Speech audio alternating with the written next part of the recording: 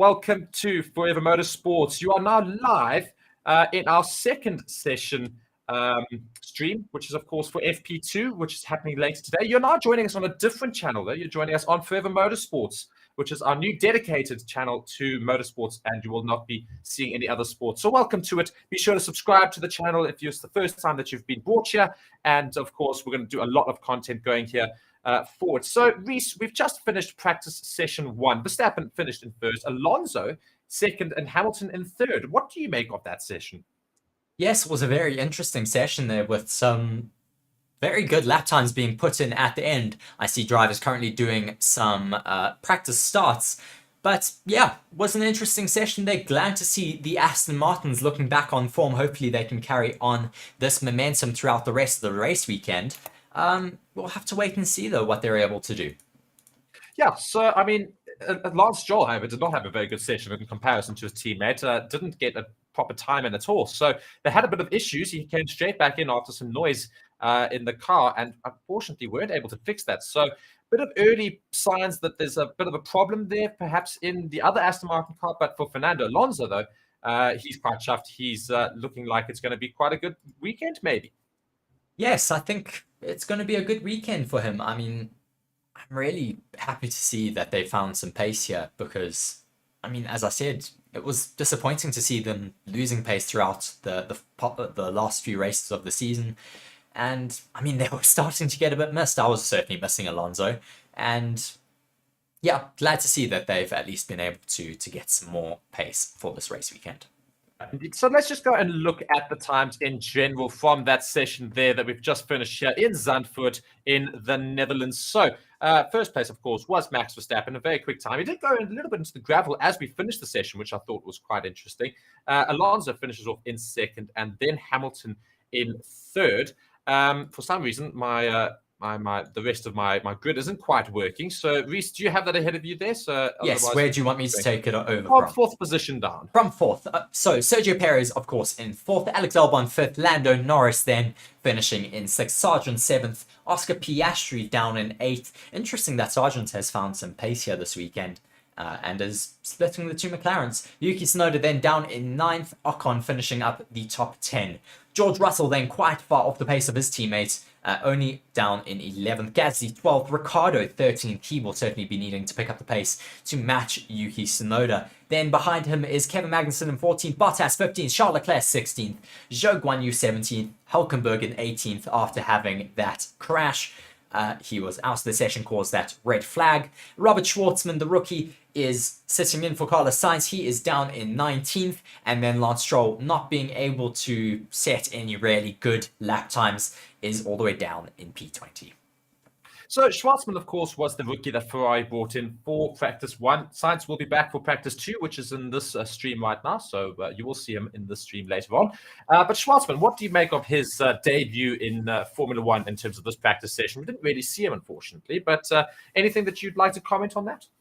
Well, I didn't necessarily see anything too exciting from the rookie in the session. Of course, it is a difficult session to do much when you're a rookie. You come in, you don't necessarily have any experience in the car. Yeah, it's expected not to necessarily do very well, but nonetheless, glad to see that he is in the car and has had a good session, has kept it clean, which is the most important thing for a rookie. Yeah, I think he should be pretty happy with himself. I mean, it was quite interesting as well, though. He did at least have a little bit of a moan to the engineers about the grip, the rear grip of the car. So certainly not afraid, apparently, then to just have some words. I think maybe he's used to, as I joked about in the other stream, just maybe he's used to a better car because this Ferrari should be better. But nonetheless, yeah, he didn't unfortunately get given the opportunity to go and show the pace the Ferrari. His teammate Charles Leclerc was in the same sort of strategy and it also wasn't very quick in that session. So we can't judge the Ferraris based off of that session, certainly doing some very different strategies to the rest of the grid. Now, McLaren only came back right near the end there, but still weren't quite competing with the Red Bull, Mercedes, and Aston Martin times. So is there a little bit of concern based off the fact that they weren't as quick as they were before the break? Sorry, I was just changing some things my side. Just what was the question aimed McLaren, at their McLaren. result there in practice one, they weren't Well, as quick as the yes, other 3 competitors. they didn't certainly seem like they were very fast there, but they are working on some upgrades. So I do expect them to be just trying to get to the bottom of their new upgrades, find the ideal setup. And then I think in practice 2 and 3, they'll really start pushing the car a little bit more, finding the edge of their new upgrades. Yeah, I don't think we can count them out just yet. And of course, Alex Albon finished off there in 5th, ahead of the McLaren of Lando Norris. So Alex Albon having a great little session there, just 0.595 seconds away from Max Verstappen's time. So not too slow in that Williams. Logan Sargent also up there in 7th, which is great to see as well. So he split the 2 McLarens of Lando Norris and Oscar Piastri. And Yuki Tsunoda finished in 9th for that AlphaTauri. So not too bad from those drivers there. Of course, the bit of the youngsters in the sport being Logan Sargent, Yuki Tsunoda. Not too bad a session for them. Oscar Piastri, of course, also there in 8th position. Alex Albon, I mean, is this going to be another exciting weekend? I'm hoping so. I mean, he gives us an exciting weekend the majority of the weekends. So I think I would expect him to give us another great show this weekend, because it's a track that should promote overtaking with that big banked corner, the 2 DRS zones, with the tricky sections before it allow cars to get bunched up and a little bit closer to each other. So we'll have to wait and see what happens on Sunday, but I think the Dutch Grand Prix is always an exciting race. Yeah, indeed. And of course, we've got the second practice session happening later today, and it will be happening at 4 o'clock. So that will be happening in just 20, let's work this out, 2 hours and 20 minutes time. So I can give you the exact amount of time if you do want to know. It is 2 hours, 20 minutes and 54 seconds. Indeed. So we're very close to that session there. So thank you guys very much for watching the Dutch Grand Prix FP1 review. We will be back later. We will be back later for the second session, of course, which we will be commenting live again. Be sure to stick around on this channel as we build up to that second session, of course. It's our new channel. Again, be sure to subscribe to Forever Motorsports and hit that subscribe button right now. Hit that like button right now as well, as me and Reese will head on out, and we'll be back later and enjoy our build-up package until then. From me and Reese, thank you very much for watching Forever Motorsports. Stick around. Cheerio.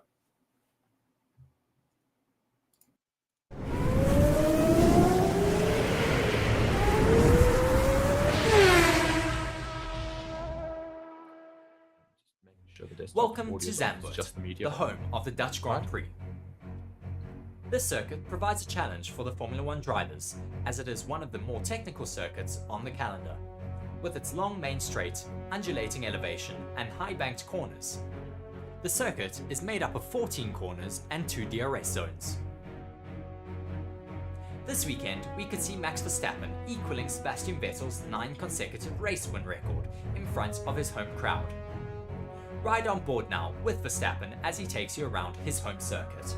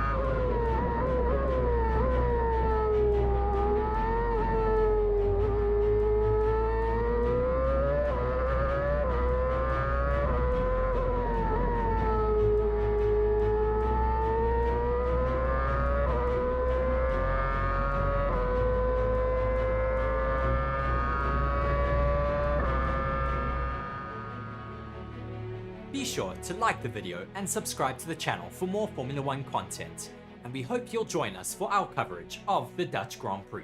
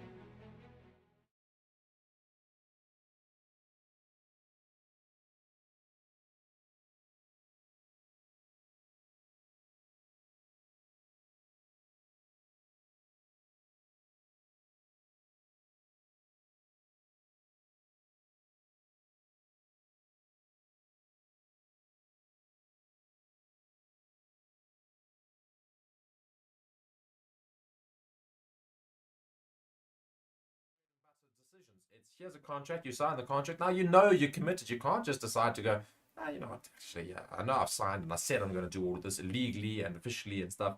But nah, you know what, I'm just not going to do it. It doesn't make sense. And yeah, now he's going to land himself in huge trouble. And quite apart from anything else, he's ruined his career. Because now no other big team is going to touch him. Not a single team is going to look at him and say, yes, that's the person we want to go and get because this is the sort of rubbish he does. So why shoot yourself in the foot? I don't know, but that's exactly what Alex Palou has done. Yes, and speaking of lawsuits, there has been some, big news in the last week with, it was Felipe Massa filing a lawsuit to get his 2008 World Championship reinstated for him, rather than Lewis Hamilton, who did win that year by a single point. Being Felipe Massa, wants the 2008 Singapore Grand Prix nullified because of the conspiracy that took place with the Renault team, where they told the driver to crash intentionally. So Felipe Massa has also stated that the FIA and the Formula One management group knew that there was a conspiracy happening and didn't say anything until years later when it finally came out and became a massive scandal. So another massive lawsuit in the world of motorsport. Yeah, indeed. And of course, you went over that this week in your various videos on the channel and otherwise. So be sure to go and check those out, people, if you haven't. But I mean, has there been any revelations and otherwise, anything happened since, or is that just gone quiet suddenly? To be honest, but it is a very big talking point for sure. I mean, if a driver can file a lawsuit to win a championship back, could we see other drivers doing the same? I mean, all of us know exactly who you're talking about. Well, no, not. I'm talking about the likes of as well Graham Hill fighting against Michael Schumacher when Schumacher just took him out of the race. You see, the problem is that you're going to have to come towards a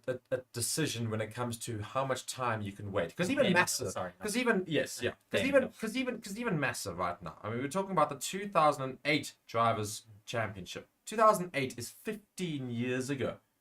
Yes. 15 years ago. Now, how long can you wait for these things to happen? You know, I mean, everyone still talks about the big scandal that was Hamilton and Verstappen in 2021. Now, that in itself was a big FIA scandal. It's not really to do with the teams. It's more to do with the FIA and their decision in that very final race with regards to safety car, weird things that happened. Nobody disputes the fact that it was very weird. Obviously, there's different sides to who believes which one was right and which one's correct. But otherwise, you could then have the exact same sort of arguments, and he would have a lot more say, Hamilton, than Massa right now, because Massa's going 15 years on. Whereas Lewis Hamilton can go and say, well, 2 years ago, that's when we had serious things to go and look at. Now, reinstate my championship or whatever. So it opens a big can of worms. So it's going to be a very interesting outcome to see if anything happens, or do we think it's just going to suddenly just die down and quiet because everyone knows actually there's nothing there? I mean, what is the statute of limitations on these things as you say? I mean, it's going to be very interesting. I wonder if the FIA and Formula One even really pay that much attention to it. I'm sure they'll have to. But, I mean, could you see Massa being paid out hundreds of millions of dollars for morale being... I don't know.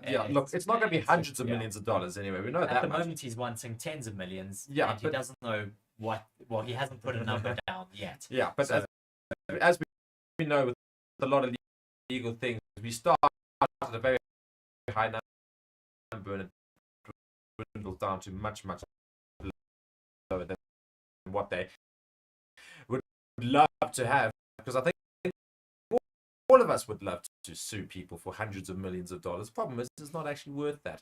So Massa, I'm sure, is just trying to get himself into the news a little bit and try to make a great race championship 2008. Definitely a big one and says that stretch. For Massa, oh well, that seems to be his problem. But quite frankly, if I was Hamilton, I'd be watching the situation very carefully.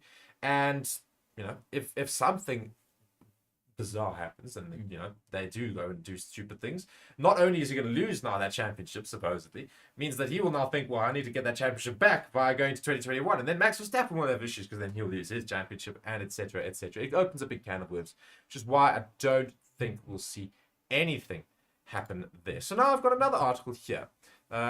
So it goes and says Mercedes CTO Mike Elliott has expressed his faith in George Russell to be able to get what he needs out of the tricky W14 car.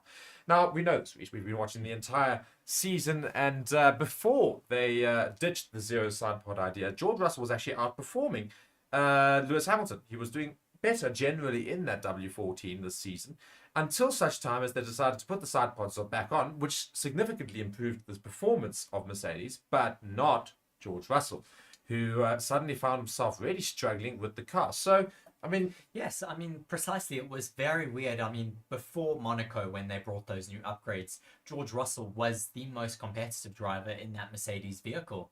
I mean, even in the year before, when they first trialed out those zero side pod concepts, he was the only Mercedes driver to take a win that season. And very weirdly, for Lewis Hamilton not to be on form, up until the point where they switched over to the side pod concept, which seems to be suiting Lewis Hamilton a lot better, possibly because it is a lot more of a traditional driving style compared to the zero side pod concept. And I think George Russell didn't necessarily mind the way that it handled. Maybe it actually suited him in the way that it handled. And he's now having to readapt his driving style to suit the side pod car. And he's really starting to struggle.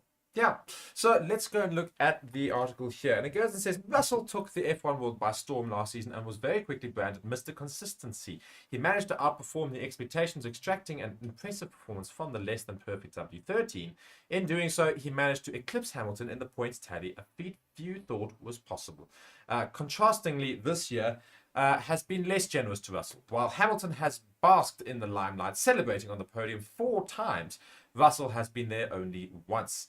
And he's candidly spoken out about the challenges he's faced. Referring to the car's compatibility, Russell shared the following. He said, when you're on the right foot, things are a little bit easier. When you're not stressing, your car's in the right place, and when you put it on the ground. Sorry. I'm sure we're going to be strong in the second half of the season. We've got some little things coming in after the break. I'm confident we can secure that second best team to try and close that gap further.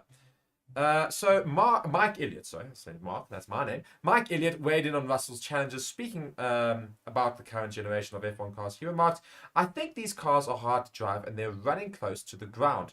And it's tricky to sort of find that right balance through the corner. It's tricky to do that with the stiffness of the car. So do you think he's saying that George Russell finds that a bit of an issue? He doesn't like being so close to the ground, maybe?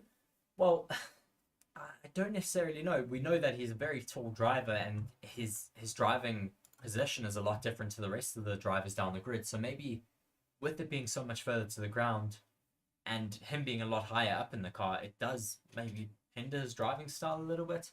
But I don't necessarily know. Maybe the side podded concept as well. I think you said that the suspension is a bit stiffer as well, which may also just be affecting his driving style.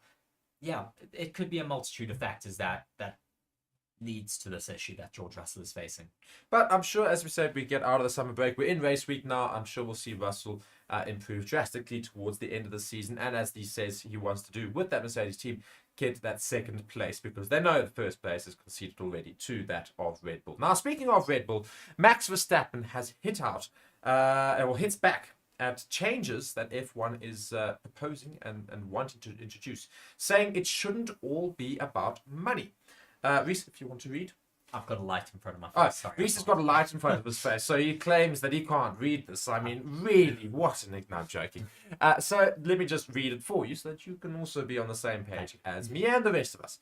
Max Verstappen has always been a fan of the traditional format of Formula One and has hinted at his sprint race format dislike in the past. But as the new format digs deeper into the sport, the Dutchman has raised his voice again, though not totally against it. He says that the changes should be such that they benefit the sport. So let's go and read exactly what Max Verstappen said. Do we have... No, we don't have quotes. Well, we can go and say this. We've got a summary of what he said. And it says, Verstappen has sort of hit back at the changes happening to the sport because he cares about it. Revealing that he has always been a fan of the well-structured traditional qualifying sessions, he questioned the changes being made out and whether they were working well already. He said that the adjustments should benefit Formula One and that it shouldn't be all about the money. Verstappen opened up to De Telegraaf, that's the Dutch newspaper, about people's perception of him earning a lot of money, so there should be no reason for him to be complaining about the sport. But according to him, it's not only about earning money, it's also about your well-being and the experience you get. He sometimes wonders if he is sacrificing too much and if all of that is worth it. Now, that's also quite an interesting thing to read into. He could only do about 10 races in the season and still win, so... Yeah, Yeah. it's exactly that. So here we go. We've got some quotes about Verstappen and saying why he is often critical of the current state of affairs. He said this. He says, yes, because I care about the sport that I've always enjoyed and still enjoy, but to a certain extent. It's not that I'm completely against changes, as it's sometimes claimed, but there should be adjustments that benefit Formula One. Why change certain things if they're working well? I think a traditional qualifying session as it is well structured. It shouldn't be all about the money. People might think he earns a lot of money. What's that guy complaining about? But it's about well-being. How do you experience things, and not how much you earn. Sometimes I feel like I have to do and sacrifice too many things. Then I sometimes think, is it still worth it? So he's been very vocal this entire season, of course, whilst he's been sitting very, very happily on top of the leaderboards and winning basically every race.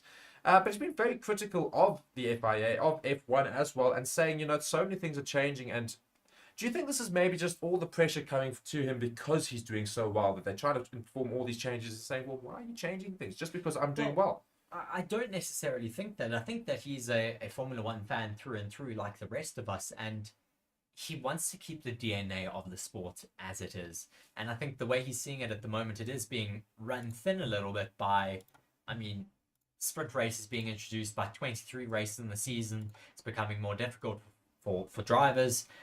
It's becoming, I think, a little bit less interesting for fans when we have so many races in the season. It's a multitude of reasons, really, but I think fundamentally he is a Formula One fan and wants to keep the DNA of the sport as it is. I think as well, he is quite critical a lot of the time about the car changes that the FIA and Formula One are making, because he wants to see it promoting better racing, not necessarily just to further the motors or stuff like that, because they often introduce the ERS and the mechanical MGUH, all of those systems, which don't necessarily improve racing because it introduces a lot of weight into these cars. And he really wants to go back to smaller footprint cars like we do as well. Mark and I have always been speaking about this. And I think he just wants to go back to an engine and a chassis, really, rather than having all of these additional units that add so much weight and make it less easy to race. Yeah, and it's exactly that. And I think all of us fans, we want to see the traditional things kept, that which of course is worth keeping. And if it's not worth keeping, if there's things that we can try new that do improve the sport, as long as it benefits the sport as a sport, not as a money-making racket, then I'm all for it. Which, as we say, we really want those footprints of the cars diminished significantly. Yes, and the weight. Significantly, please. and the weight. Yeah. So if we can just see those cars zooming around again, where they actually have the ability to go 3 abreast in corners sometimes, that's what we want to see. You want to see really close racing, and also, a smaller car means as well, with the introduction of carbon neutral fuels, we could get back better engines like the V10s or V8s. I mean, why keep V6s with a battery unit if it's not needed? If you've got carbon neutral fuels, run the heck out of those engines and use V10s. I mean, I think that will bring back so many more people into the sport, having that noise, that DNA back in Formula One, and I think that will bring back so many more viewers than sprint races and all of these other things that they're trying to trial out. And quite frankly, we are at the pinnacle of engineering. Yes. The pinnacle of engineering. Have a V10 and a battery in a smaller car. Make it work. Make it work. I'm sorry, make it work, because why do we have to have massive cars? Oh no, because the ERS system and the whole putting all the hybrid system and makes no. Don't give me rubbish. Formula One is meant to evolve and push forward technology for the future. So why not make it happen? I mean, it's not impossible. We're talking about some of the best engineers in the world when it comes to mechanics and the cars. So look at other things in the world. We had phones start out this big, become this small, become this little big again, but this is for aesthetic now. I feel like Formula One's done the same thing. We started tiny, we've gone bigger, but the problem is we haven't gone back to smaller again. Like, that's the problem. I feel like we've gone bigger because we said, oh no, it's the same as computers as well. We started with computers were massive, then got smaller and smaller and smaller and smaller. So why is Formula One's engines and everything like that not following suit? Why are we not? We've grown much, much bigger the whole time to try and accommodate more. Well, let's accommodate more in a more compact style. There's nothing that can stop you from doing that. I'm sure we can do it, and I'm sure that Adrian Newey and the lot know exactly how they can do it. Make it happen. Get us smaller cars. Get us fast engines that make lots of noise. Get all the Formula One traditional fans back. Get some good racing back, and let's all of us enjoy one of the best sports in the world. Yes, I agree. I mean, I think that would certainly bring a lot more of the fans back into Formula One. Before we start to wrap up, we should probably talk about what our title of our video is today, which is Perez on the Edge. And that is a little bit of a clickbaity title to get you to watch the video, but it is also talking about the fact that Sergio Perez and Christian Horner have both had their try at acting and have done a video in Las Vegas for the ramp up to the Vegas Grand Prix. Mark, I know you watched the video a little bit. Tell us about what happened. Well, I do quite enjoy the fact that, I almost feel like there's a small little dig at Perez actually from the Red Bull team, which I'm not sure if Perez necessarily picked up on, or maybe he's part of the joke and he enjoys it. But of course, all the media speculation this year about Perez's seat being in danger and him not being quite as good as Max Verstappen and not necessarily deserving of that driver's seat. As the video starts, quite hilariously, we find the Red Bull, his Red Bull, on top of Caesar's Palace, I believe. Yes. In Las Vegas, literally on the roof, just found it there. And Christian Horner sees a picture of this and goes, Checo. Like, no hesitation. That must be the driver who's done this, unfortunately. So I almost feel like it's a small hint of saying, the disappointment. Well, I think it's also a bit of a nod at The Hangover. I thought it was a brilliant little short film that they did there with Sergio Perez running, doing some race runs through the Las Vegas Strip, racing the famous fountains there, as well as racing some other local motorsport drivers, and I think there was also a motorbike at one point. Yeah, it was a great little video there. Red Bull, once again, it's just masters top that class, at top marketing, class, of course. And yeah, it's top class marketing, and be sure to go and check that video out because it is very, very good. But I did have a good laugh because, as I say, it's they definitely chose Sergio Perez. They actually did very well, both of them. I quite enjoyed their performances. But I almost feel like there was a little underlying script thing that they said, you know what, we're going to play a little bit into the media hands. They also offered him at one point Danny's Donuts, which was a donut box with a picture of Daniel Ricciardo on the top of it. So and he went no. So I did enjoy that as well. So Red Bull just playing quite cleverly then, saying, you know what, that's what media is talking about. Let's just have a little fun with that. So well done to Red Bull. And as they have been doing this entire season, they're continuously winning in all areas of their work. But guys, we're going to wrap up now. And thank you so much for watching. And of course, joining me and Reese on Forever Motorsports, not on Forever Sports. So be sure to like and subscribe. And I do mean subscribe to this channel. We're trying to build up this audience as quickly as possible to get all of you guys coming across this channel. We're going to be doing a lot more on this channel going forward. And it'll be all dedicated to the motorsport world. So you can be sure that you'll see all the videos that you want to see. Also, be sure to check our Discord, also in the link or in the chat. It should be pinned there. So if you would like to see all the latest news for Formula One and get to know us a little bit better, there is that link in the description. Yes, indeed. Perfect, guys. Thank you so much for watching Forever Motorsports. We'll see you in the next one. And, of course, this weekend in Zandvoort. And we'll have a preview for that as well coming up later this week and otherwise. So, thank you guys so much for watching, and you'll see Reese throughout the entire week as well, doing all of his videos and his daily shows as well. Cheerio!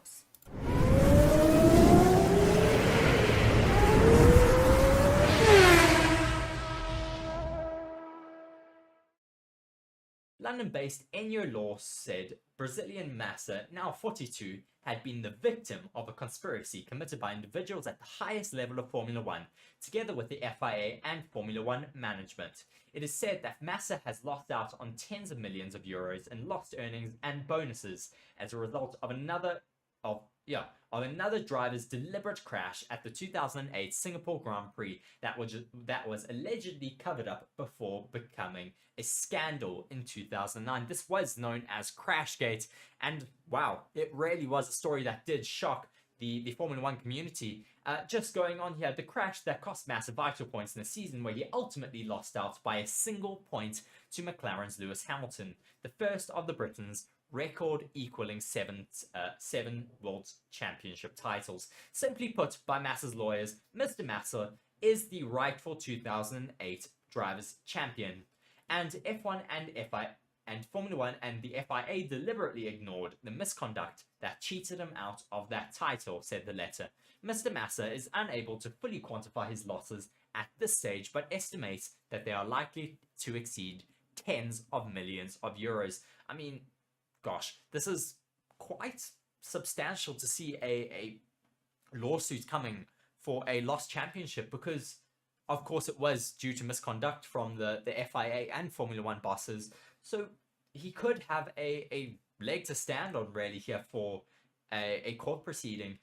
Carrying on here though, this amount does not cover the serious moral and reputational losses suffered by Mr. Massa, his lawyers went on to say. Massa sought legal advice, and after Formula One Supremo Bernie Ecclestone was quoted in March saying he and former FIA president Max Mosley knew in 2008 that then Renault driver Nelson Piquet's crash was deliberate but had not acted. An FIA spokesperson said that the governing body acknowledged the receipt of correspondence from Massa's representatives and added, "The matter is under review and we will not be providing a comment at this stage." Hello and welcome to Forever Motorsports here for our daily live news roundup. Here today we have quite a lot of news for you. Definitely not what I've been able to say for the past couple of weeks. Glad at least that we are in a race week where there is quite a lot of news to talk to all of you guys about. So straight into it though for today is that we have Max Verstappen possibly getting taken to court and being fined for speeding in Monaco. Of course, Monaco is very, very strict about their speeding laws, and I mean, often during Grand Prix race weekends, if you speed through the tunnel that goes through Monaco, they will impound your car and confiscate it for massive amounts of money if you don't pay it back. So, just reading an article here from the sportsrush.com, Max Verstappen taken to court for move endangering lives of pedestrians. Of course, it's a bit of a clickbaity title from them, but nonetheless, the summer break had the entire Formula One community missing the high-speed on-track action. Turns out, Max Verstappen was missing it too. While leading an unchallenged charge on the grid, Verstappen might have taken it a step too far with a side quest on the Monaco streets. A recent video stormed the internet as Verstappen took his $2.7 million Aston Martin Valkyrie to the streets of Monaco. Albeit hardcore, Verstappen is seen pushing his beast to the limit. Filmed by Kelly Piquet, his current partner's cousin, the video was very soon on every fan's screen. It was definitely all over Twitter, and I mean, I was watching that all weekend long, and I did manage to spot that speedometer on his dash and thought maybe he might get into trouble for that, and he has. Additionally, Verstappen is also seen confidently maneuvering the console on the hypercar while driving with one hand. For a driver who made an entry into Formula One before getting a driver's license, the Red Bull champion knew what he was doing. However, that is no argument for breaking the law.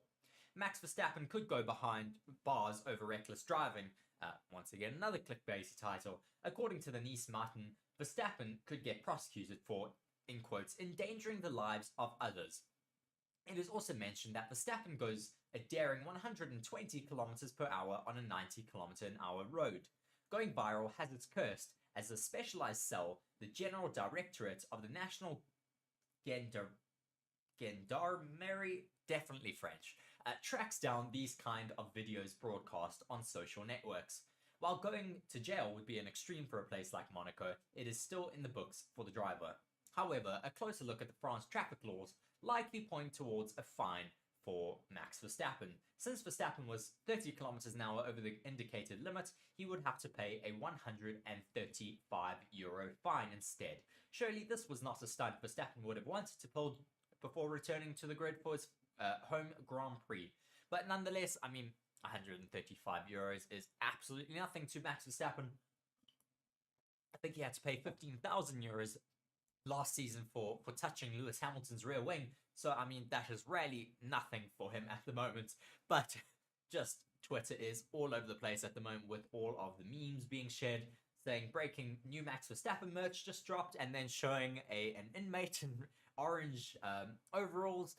And another post that I reposted on my Twitter. Please do be sure to go and follow my Twitter if you'd like to see all of the memes and other Formula One news that I do repost. There's a video of a whole bunch of inmates dancing, and that is the Orange Army waiting to greet Max Verstappen as he goes to jail. It's just F1 Twitter as per usual. But nonetheless, that's an interesting little article there.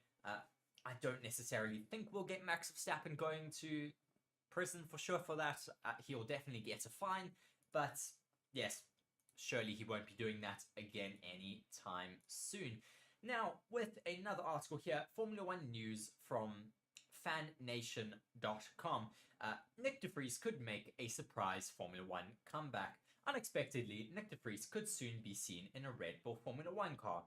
In a shocking twist of events, you could witness former AlphaTauri driver Nick de Vries back in the team's Formula One car, or perhaps even in one of the RB19 during the Mexico City Grand Prix weekend. However, he would be racing as a reserve driver. De Vries was dropped from his AlphaTauri racing seat on performance grounds when he failed to meet their expectations. He was replaced by Red Bull's reserve driver Daniel Ricciardo. Now, though, it is Red Bull Jr. Liam Lawson who is serving as the team's reserve driver for the remainder of the season. However, Lawson is participating in the Japan-based Super Formula Championship, whose last 2 races coincide with the Mexico Grand Prix. Therefore, he would be unable to perform his reserve driver duties, but there is a chance of De Vries being asked to drive for the Red Bull and AlphaTauri suits as a reserve. So, after being dropped by Red Bull and AlphaTauri, he could still have to provide his driving skills as a reserve driver in Mexico City. Nonetheless, I mean, a bit difficult for him, of course. It's been a bit of a heartbreaker season for Nick de Vries. But unfortunately, when you are still technically under contracts by a team, you can still be called upon for reserve driver duties, and that is a major possibility for him in Mexico. Moving on to the next article, though, a team in transition. How Alfa Romeo are balancing short-term targets with a long-term planning ahead of the Audi switch. So, 6th place in the last year's Constructors' Championship was the Alfa Sauber run, and their team's best result for a decade, and raised hopes of continued progression ahead of Audi's arrival in 2026, when they will become a works operation. But that hasn't transpired this year, with the Swiss team down in 9th and struggling to get on terms with their midfield rivals. They've scored in 4 races, one more than rivals Williams and Haas, but there have been lower scores, leaving them 2 points adrift of the duo. The C43 has had a few peaks over one lap, with Zhou qualifying a superb 5th in Hungary, but it has largely been erratic. On Sunday afternoons, their long run pace hasn't been consistent enough, in part because they haven't been able to keep up with their rivals in the development race, or they haven't made too many mistakes, either operationally or with regards to production. It's been quite a difficult season for Alfa Romeo, who, as they say, certainly have been off the pace of their rival teams. Zhou has had a couple outstanding races. Bottas has also had a couple outstanding races this season, but really they haven't been a team that we've been all that interested in this season, and they haven't been much of a talking point at all. As Lawrence Barreto does say, though, they have not been able to keep up with the developmental pace of their rivals this season. I mean, the likes of AlphaTauri have made major step-ups in terms of their development this season. They've gone from one of the worst cars on the grid to now battling it in for some of the midfield positions in certain races. Of course, they're still not 100% up to pace, but, I mean, if we look at the likes of McLaren, who have made major my English today is really struggling. Developmental gains this season. McLaren really does have to be the standouts this season for that, because they've gone from the worst car on the grid to 2nd or 3rd best now at the moment. Hopefully they'll be able to keep up that pace throughout the rest of the season. Hopefully we'll see Alfa Romeo making some big gains as well, because that would be quite exciting to see another car from the midfield making its way up into that top 3 battle. I doubt it, unfortunately, but nonetheless, it could be quite exciting if they do make a bit of a gain before the end of the season, because we want to see more teams in that top 5 battle. I mean, I don't think we've ever seen Valtteri Bottas and another team other than Mercedes fighting it out for that top 5 positions, and he's been pushing that car as high as it can go in qualifying, albeit it doesn't have all that much pace. And I don't think he's made it through to Q3 many times this season. Nonetheless, though, I mean, Audi are making their way into the sport in the next year or two, taking over from Alfa Romeo. So it's going to be quite difficult for Valtteri Bottas at the moment. He's going to be wanting to show that he does still have a lot of pace in that car, because Audi don't necessarily have to stick with the current drivers that they have in that team. And there is a lot of talk, of course, about Carlos Sainz making his way into the team. A lot of talk about maybe a Mick Schumacher, because it's a German team, German name. Surely they'd love to have a name Schumacher in that Audi seat. But still a lot of time and a lot of work to do for Audi before they can make announcements as to who they are going to be signing for their major team in 2026. Of course, they do take over next year. But nonetheless, will they keep the current Alfa Romeo drivers, or will they try and bring some new blood into that Alfa Romeo Audi team? It will become Sauber Audi next year, but at the moment it is still Alfa Romeo Sauber. So on to our next article. Moving away from Formula 1 a little bit, going over to other motorsports, going to Grosjean, who compares Formula 1 and IndyCar. He says IndyCar is running 30 years behind Formula 1 in terms of technology, but this isn't necessarily a bad thing. Romain Grosjean left Formula 1 at the end of 2020, where he made a switch to the USA and IndyCar. I've just lost that article quickly. The Frenchman was a guest on the Track Limit podcast, where Grosjean pointed at the biggest differences between Formula 1 and the famous American racing class. Grosjean compares IndyCar and Formula 1. In the final years of his Formula 1 career, Grosjean drove for Haas, and in 2021, Grosjean and his teammate Kevin Magnussen had to make way for Nikita Mazepin and Mick Schumacher. Yes, that was on purpose. I'm not saying his real surname, which allowed Grosjean to switch to IndyCar. So far, the former Formula 1 driver has been on the podium 10 times in the American class. He was quoted as saying, "It was very refreshing, very different, more human and casual in IndyCar, which was good after doing 10 years in Formula 1. I loved my time in Formula 1, but 10 years in the same job is a long time. So even though it's passion, I felt like something new would be great. And I really enjoyed coming to IndyCar, having a lot of fun, and I'm excited to know that every time we go to a race, I've got a chance to win it," Grosjean says.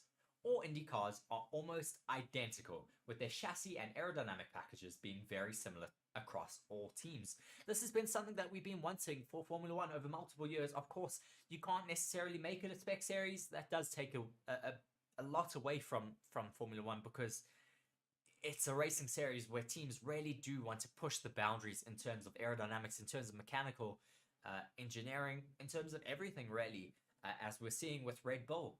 Moving on though, he says the IndyCar is about 30 years behind Formula 1 technology-wise. Grosjean begins. Formula 1 cars are a punch faster than the cars in the American class. We don't want to push it. It is not cheap, but they're not too expensive to run. And the racing action is probably one of the best around the world on track.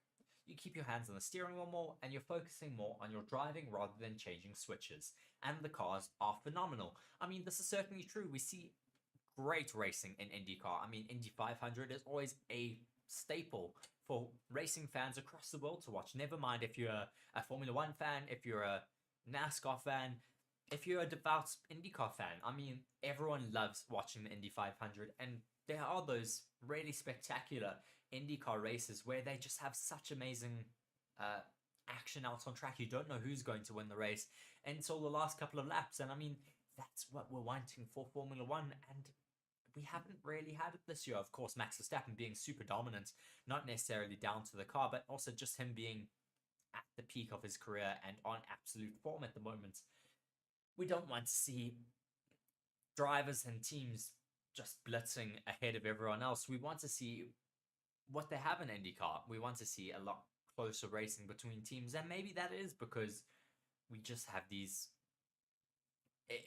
the fundamentals of Formula 1. We want to see the best cars being brought forward, and we're seeing that with Red Bull and Max Verstappen, but we don't want to see it being introduced at the detriment of racing, because of course it's made it very, very difficult for other teams to catch up. They haven't been able to catch up, even with Red Bull having massive penalties this year with regards to engine testing, with regards to aerodynamic testing, of course, because of that cost cap breach from 2020, I think it was 2022, being introduced, their penalties for this year.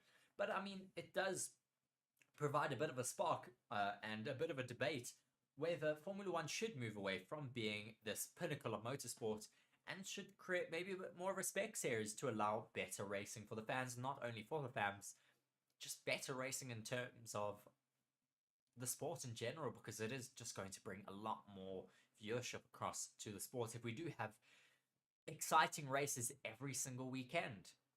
Yeah, it's something to talk about. I'm sure a lot of people will be speaking about it. Glad to see we do have PDCRL in our comment section. Thank you very much for joining us on our stream. Please do be sure to vote. I'm going to put up a bit of a poll here. Should we move Formula One to more of a spec series, like IndyCar? Once again, my spelling is atrocious. Like IndyCar.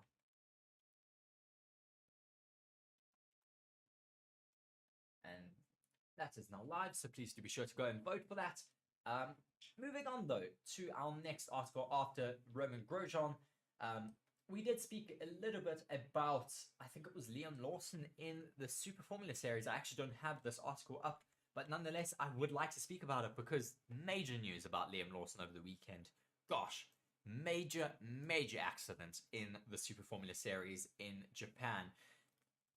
Wow, that incident was just massive. Liam Lawson did start the race in first. He moved over across the racing line. I think it was in turn 3 or 4. Liam Lawson crash Suzuka. Let's see if that should, yes. So Red Bull Junior Lawson triggers frightening Super Formula crash, and the crash brought about the red flags as multiple cars flew airborne. There was even a car that went over another car and literally went up in the air, did a 180 and landed on the ground. Luckily, the driver was all alright. Reading through this article now, Red Bull Junior Liam Lawson was the catalyst for a frightening incident in the Super Formula race at Monteghi. The New Zealander entered the round level on top in the standings, but was left spinning on the exit of turns 1 and 2 after trying pass Team Mugen teammate Tomoki Najuri for the lead. His car was left sitting on the racing line and the pack behind bunched at the start of the race. Contact was inevitable. Tadasuke Makino and Yui Sekiguchi were collected, with both drivers sent flying over Lawson's car. I'm going to struggle. It is Japan Super Formula, so there's a lot of Japanese names, but nonetheless, I will try my best.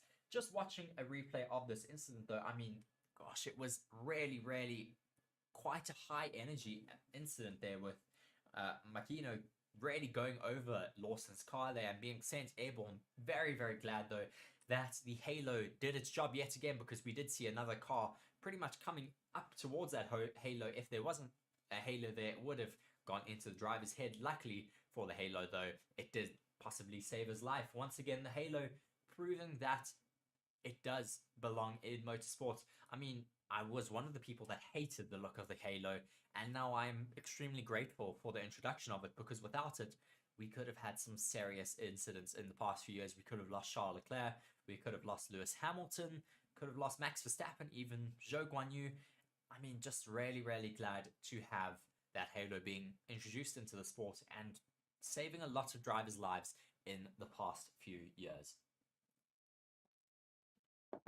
Our next article, though, the most wanted man in Formula One.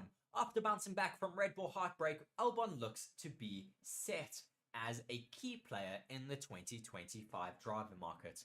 Alex Albon currently performing at the top of his form, really outperforming the Williams car at the moment, outperforming his teammate Logan Sargent. He is just having an absolute stellar drive at the moment in that Williams car. Moving on from this article written by Lawrence Barreto, Formula One correspondent and presenter, Alex Albon is living proof that if you get knocked down in motor racing, you can get back up and be significantly stronger for it. The Thai driver's future in Formula One looked bleak when he was dropped as a race driver by Red Bull at the end of 2020. But he took the olive branch handed out by the energy drinks company with both hands by accepting a reserve role and set out using the additional chance to first rebuild his confidence, then develop an inner steel to strengthen his resolve and help efficiently utilize his immense talent on a racetrack.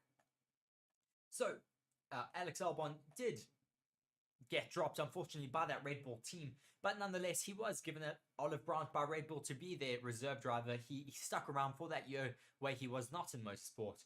Unfortunately, he went across to DTM. He kept himself busy there. He did really well there. I think coming first in the championship, first or second, he did really well nonetheless. And then he did get offered a race seat this year by Red Bull, who bought him a race seat in Williams.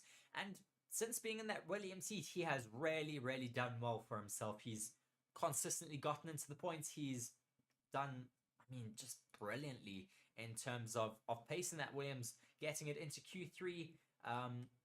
Just logging in here to read the rest of this article. Formula One don't let you read the whole article unless you do have a subscription. Carrying on though, Albon is like a different person to the one who was so mentally bruised after being axed by Red Bull. The tension he carried throughout his body has ebbed away. The exhausting mental pressure that ground away inside his head has eased dramatically. His infectious smile is back and he's living his best life. When I speak to him in the TV pen after sessions on a race weekend, he's refreshingly open and analytical, regardless of whether it's been a good or bad day. Williams are absolutely loving him at the moment. He's been a breath of fresh air around the halls of Grove and inside the team's hospitality unit and garage at the racetracks.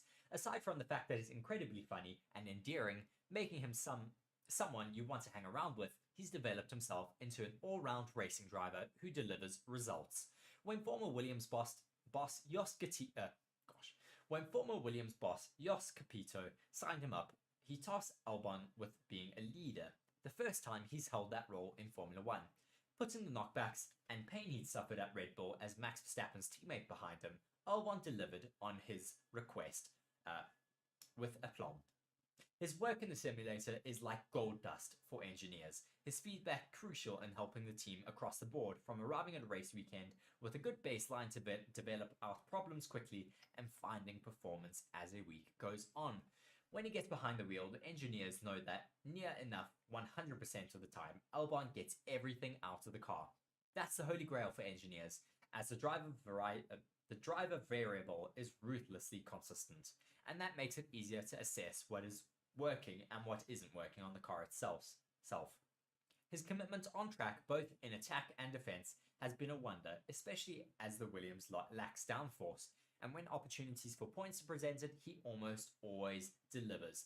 The one blip was Australia when he crashed when running in the top 6, but that was quickly forgotten because they have seen enough to know that it was a blip, and one that will occur when you're consistently taking a car to the ragged edge. It is no surprise then that Williams are keen to hold on to him for the long term, beyond the end of his current deal with Williams, which is currently set to expire at the end of 2024. I'm in a good place. There's no denying that, says Albon, when assessing his current form. Firstly, this is my second year with the team, which is always a bit of a luxury in some ways. I come to every race and I know how the car felt last year. I know the areas we struggled with. Cars don't change that much. Downforce can, but characteristics take a bit more time to change. With the inherent experience, I do feel confident in the car. It feels like we've been executing weekends very well. There have not been many moments apart from the Melbourne race that I would like to say we haven't been able to execute points when we've had the chance to. Things are going well. We do feel like I'm driving well, but as a team, we're making good progress. Albon and his management have a tough call to make. If they stay at Williams, they know it could be 5 or 6 years at the earliest before they are competitive. By then, Albon will be 32 or 33. That's still a decade younger than Alonso, but those years could well end up being his best stay. Though, and if Williams continue to improve and become a force in the future, not only will Albon have played a significant role in that revival, but he'll have a team built around him. There's so much interest from other teams though. Many of Red Bull's senior engineers are understood to rate him very highly. It is believed that there have been conversations, either formal or informal, with at least half the grid, some of which sources tell me are top teams, The driver market is wide open for 2025, and aside from McLaren, every single team have at least one seat available. So surely Albon will have a big role to play in that 2025 driver market, because a lot of teams seem to be very, very interested in signing him as their next number one driver, or possibly even a number two driver. Nonetheless, I think he'd be a great addition to any Formula One team down the grid. He is able to extract the absolute maximum out of every car. Certainly, he struggled a little bit in Red Bull, but I think that was because the amount of sheer pressure that was put onto his shoulders, being brought into the team midway through the season, replacing Pierre Gasly, and only being given half a season to prove himself, was certainly not very fair on the young Alex Albon. And he seems to be doing a lot better now in the Williams car, a lot less pressure on his shoulders, and just absolutely performing at the best of his abilities. Just watching him throughout the rest of the season, I think, is certainly going to be an absolute just pleasure for all of us, because he provides such great races for us, provides great on-track action, and I think every weekend myself and Mark really do look forward to watching what he is able to do. Moving on to the next article, Laurent Barreto says here, the pressure was on Piastri after the Alpine-McLaren tug-of-war, so how is his rookie season going so far? Oscar Piastri ended his rookie campaign with Oscar Piastri entered his rookie campaign with great expectations of his youthful 2022-year-old shoulders. McLaren had thrown the proverbial kitchen sink at securing his signature, tempting him away from Alpine after a legal battle that went all the way to Formula One's contract recognition board. To have two teams turning to lawyers to sign you despite never having turned a wheel in anger in Formula One is quite something. But you earn that kind of pedigree when you win the Formula 3 and Formula 2 titles back-to-back, only a feature two drivers currently have achieved, George Russell and Charles Leclerc, certainly drivers who have proved themselves in their own right. Big things were expected then, when he made his debut alongside the highly rated Lando Norris, then close to Piastri. Plus, those who have worked with him in junior Formula were confident he could cope with the pressure. As it turned out, he needed to be mentally strong when the car rolled out in Bahrain, as the MCL16 he had at his disposal was extremely woeful. I mean, we spoke about this already. The McLaren at the beginning of the season were absolutely dismal, but the team, having changed development direction late last year and thus started the season with a compromised car, he'd have to wait until Silverstone in the summer to get their real car. In some ways, that took the pressure off of the Aussie, as it was clear he didn't have the car to score the points. He failed to make it out of Q1 in Bahrain, but caught everyone's attention by making it into Q3 at the following race in Saudi Arabia. He scored his first points in his home Grand Prix in round 3 and scored another on the tight and twisty streets in Monaco. He just missed out in Baku and Canada with a brace of 11 places. If you assess his performance purely based on the driver's standings, it was solid, but not spectacular. But those inside the team who saw his data up close will tell you Piastri was making progress very, very quickly. When he got the upgraded car at Silverstone, minus the front wing, which would have cost him around a tenth of a second per lap relative to Norris, he excelled, taking fourth, which would have been a third and a first podium had it not been for an ill-timed safety car, which robbed him of that third position. I remember Mark and I being quite upset during that race because he did get that third and first podium place for himself being stolen just by that safety car being ill-timed. He followed that up with fifth next time out in Hungary, where a podium could again have been on the cards had he not sustained damage. And then he secured his first top 3 finish with second in the sprint race at Spa. He accumulated 29 points in the last 3 races. Only Max Verstappen, Sergio Perez, Lewis Hamilton and Norris scored more. Not bad for a rookie, eh? I feel like it's solid, said Piastri on his season so far. There's been some moments where I wish I could have been, where I wish I could have had again, but this is bound to happen in a rookie season, and some moments I've been very proud of as well. I said before the year, if I had to make mistakes, I wanted to make sure I made them once, then learn from them and not make them again. For the most part, that's been the case. There have maybe been a few more mistakes than I would have liked, but being in the world of Formula One, not racing last year, that has to be expected. That is a tough assessment, some might have to say harsh, But that is down to the high expectation Piastri has put on himself, which is similar to teammate Lando Norris, that he has adjusted very quickly to the life in Formula One with a car that was initially difficult to drive and has inherent traits that Daniel Ricciardo never got a handle on. And Norris has said even he finds a challenge to tame. It's very impressive that Piastri knows he still has a lot to earn, picking up racecraft as an area in where he wants to improve, as he only has 12 Grand Prix in his career so far. That's only 12 opportunities to experience going wheel to wheel in a high pressure racing environment that is Formula One. I've certainly been very impressed with Oscar Piastri's races so far this season, especially since he has been given a more competitive car. He's rarely been challenging his teammate, and in some races outperforming his teammate, with the likes of the Belgium Grand Prix sprint race. I think Oscar Piastri is certainly going to be a driver to watch throughout the rest of the season and throughout the rest of his career for sure, because I think he is going to be one of the next great drivers for sure. If he gets given a car that is competitive enough, I think Lando Norris is certainly going to have to be a little bit careful, because if he doesn't keep the pace going, I think Oscar Piastri is going to be there to pick up the pieces. Nonetheless, moving over to our final article here for today. Why Ben Sulayem pushes on the new team process despite Formula One criticisms. This is an article from motorsport.com speaking about Mohammed Ben Sulayem, the president of the FIA, still vying and pushing to get 12 teams on the Formula One grid, despite Formula One teams pushing back against this. The FIA president, Mohammed Ben Sulayem, has defended his decision to open up a tender process for new Formula One teams, despite the unease it has caused.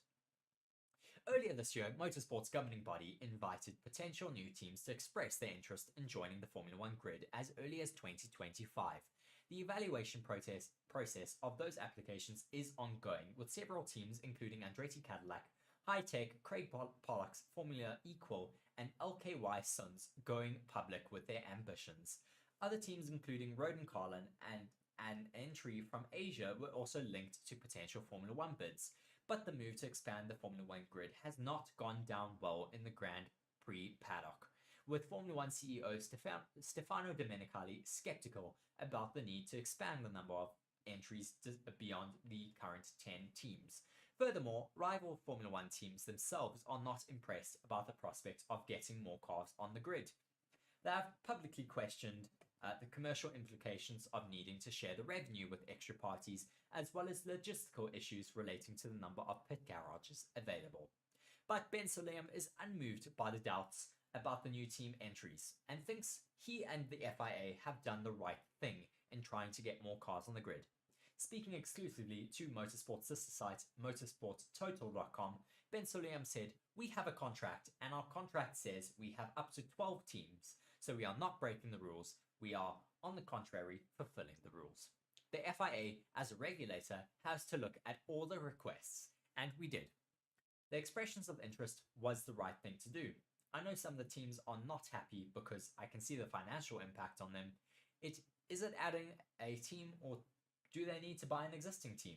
That's not for me to impose on big teams, but what we have to do is the process and the due diligence on the financial and the technical side."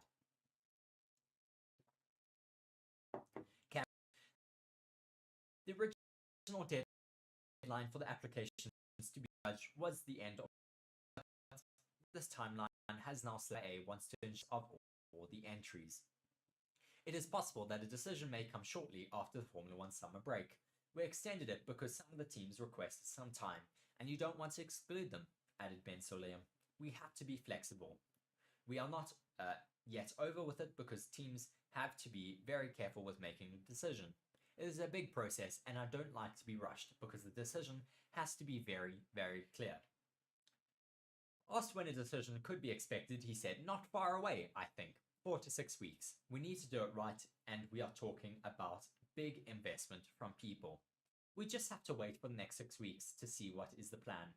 I have no doubt that Formula One management will do the right decision. They know what's better." Ben Sulayem said that they are between 5 and 6 applications made, with 3 or 4 of them being extremely serious. As the AFIA closes on a decision over the new teams, the stakes involved are incredibly high. One scenario that sources have suggested could happen is that 1 or 2 of the new teams are given approval based on being technically capable of entering Formula 1, but do not get an entry because a commercial deal cannot reach that satisfies Formula 1 media and the current Formula 1 squads. Critical to the approval of a new Formula 1 team and is the level of the anti-dilution fee that should be paid to other teams to compensate them for a potential loss of commercial rights income. That is currently set at a whopping $200 million in the Concord Agreement, but it is suggested that this figure will be raised to be up to 3 times higher in the future. Should one of the interested new Formula 1 teams get rejected at this late stage, then that could open the door to potential legal action, something that Ben Sulayem admits is possible. What if one of the applying teams takes us to court? They can if we say no to them, said Sulayem. It's not about me. I am the one implementing the rules. One of the practical issues that has cropped up in the relation to the teams is that many of Formula 1's current tracks do not have enough garage spaces to accommodate them. There have also been claims that there could be safety issues in qualifying if there are more than 20 cars on the track at the same time. I think that's bullshit, as we do have a lot more drivers and cars running during World Endurance Championship races, which take place at a lot of these Formula 1 tracks. But Ben Sulayem has rubbished such suggestions, as he says that the presence of the Apple Formula 1 movie featuring Brad Pitt, which has had its own garage at the certain races, shows what is possible. We are currently running an 11 team across because of Hollywood, he said, and the tracks have been improving. The FIA is always there with the circuits and looking for constant ways to improve. So, I mean, this just shows, of course, Formula 1 teams don't necessarily want to dilute their stake in Formula 1, but I certainly think that the FIA is doing the right decision and making the right call in trying to bring in more teams for Formula 1, because it could improve the racing and improve the commerciality of the sport, bringing in more and more teams. Nonetheless, it's been a very, very exciting bunch of news. It could be very exciting to see more teams making their way into Formula 1. I see we do have Mark Sparks now in the comment section saying he missed most of the show. Never mind, it will go up once again once I end this, and you can go and rewatch all of the latest Formula 1 news and action that is going down throughout the rest of the grid. It is ramping up to be an exciting race weekend, though. Please do be sure to watch all of the other daily Formula 1 news videos, as well as join us for all of our live streams for the Dutch Grand Prix this race weekend. I've been Reese here on Forever Motorsports. Please do be sure to like and subscribe to the video and subscribe to the channel. Be sure to follow for all of the upcoming content this race weekend and a lot more content that is going to be brought onto this Forever Motorsports channel. We also do now have a Discord channel, so if you want to see even more Formula 1 content, do be sure to go and check that link in the description. Thank you very much for joining me though here for my Formula 1 live news video. I have been Reese yet again. Thank you very much. Cheers.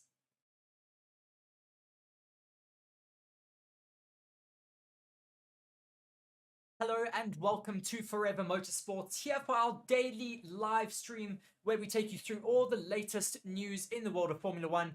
It is quite an interesting bunch of articles that I've got here for you today.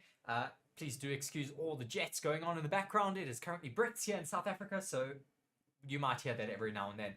Nonetheless, though, let's take you through this first article for today. And the title of our video, Keanu Reeves to Brawn Formula 1. Bit of a clickbaity title. Nonetheless, though, very interesting story. Keanu Reeves is ready for victory in the first Brawn, the Impossible Formula 1 story image. So this is a series that is going to arrive on Disney Plus later this year. It is being produced by executive producer Keanu Reeves, as well as Jensen Button is of course involved. It goes around the Brawn Formula 1 team in that year that they won the Formula 1 championship. So Keanu Reeves will host a Disney Plus documentary series called Brawn, the Impossible Formula 1 story, which examines the success of the underdog Brawn team in winning the World Championship in 2009 with just £1. Reeves will interview race car drivers and key figures involved in the team's victory, providing exclusive behind-the-scenes access to the Formula One fairy tale. The documentary sets itself apart from other racing-related titles by taking a historical and documentary approach, with Reeves as the perfect host.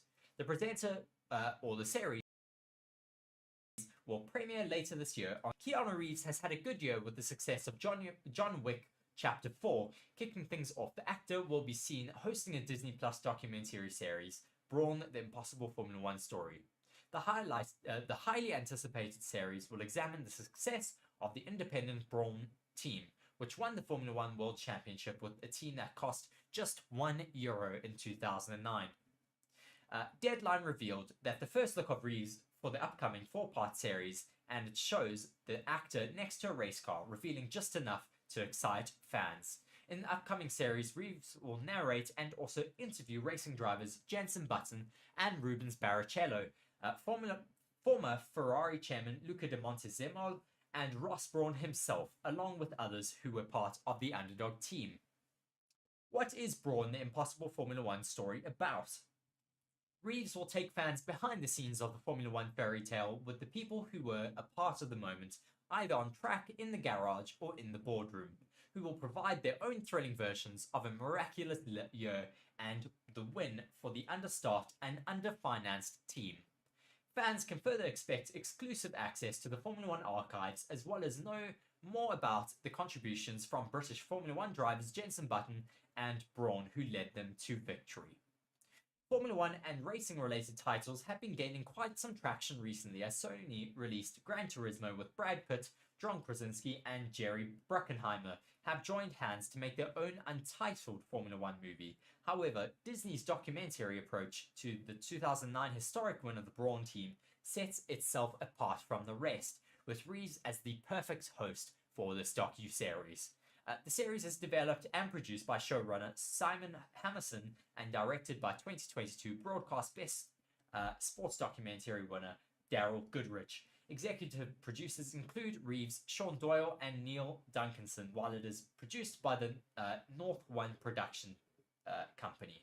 It is certainly going to be a very interesting docu-series to watch. I'm sure myself and a lot of other Formula One fans will be very interested in catching all that Keanu Reeves has to bring us, and of course catching on to watch that docu-series about the 2009 World Championship with Brawn F1. Certainly a Formula One fairy tale there, with the team went bankrupt. They were able to buy it for just £1. Ross Brawn bought it for just £1. They were able to get it to the start of the Formula One series that year, and they had just some incredible different designs to everyone else. I think it was the double diffuser that they had introduced, and that just allowed that team in their first season of Formula One to absolutely hit the ground running and take that championship. So certainly going to be a very, very exciting docu-series to watch. I'm surely going to be keeping my eye out for that one when it does eventually hit the screens. So yes, do be sure to follow for more information about that. Let's run a poll here.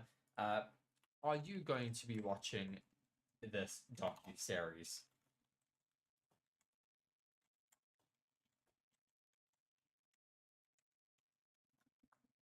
Mark saying there, don't run over his dog. Yes, otherwise it could be a bit of carnage coming if anyone happens to run over Keanu Reeves' dog. I think we've seen enough of why that happens in all of his... which films are there, actually? John Wick films, that's it. Moving on to our next article, though, here today, talking a little bit about Sergio Perez. I've heard a bit that he has taken the minimum amount of leave days during this Formula One summer break and has already been in the factory at Red Bull this week. So, just reading through this article here from Racing News 365. Perez sets his goals for the second half of the season. The Mexican's second place in the Drivers' Championship is currently under threat from Fernando Alonso and Lewis Hamilton.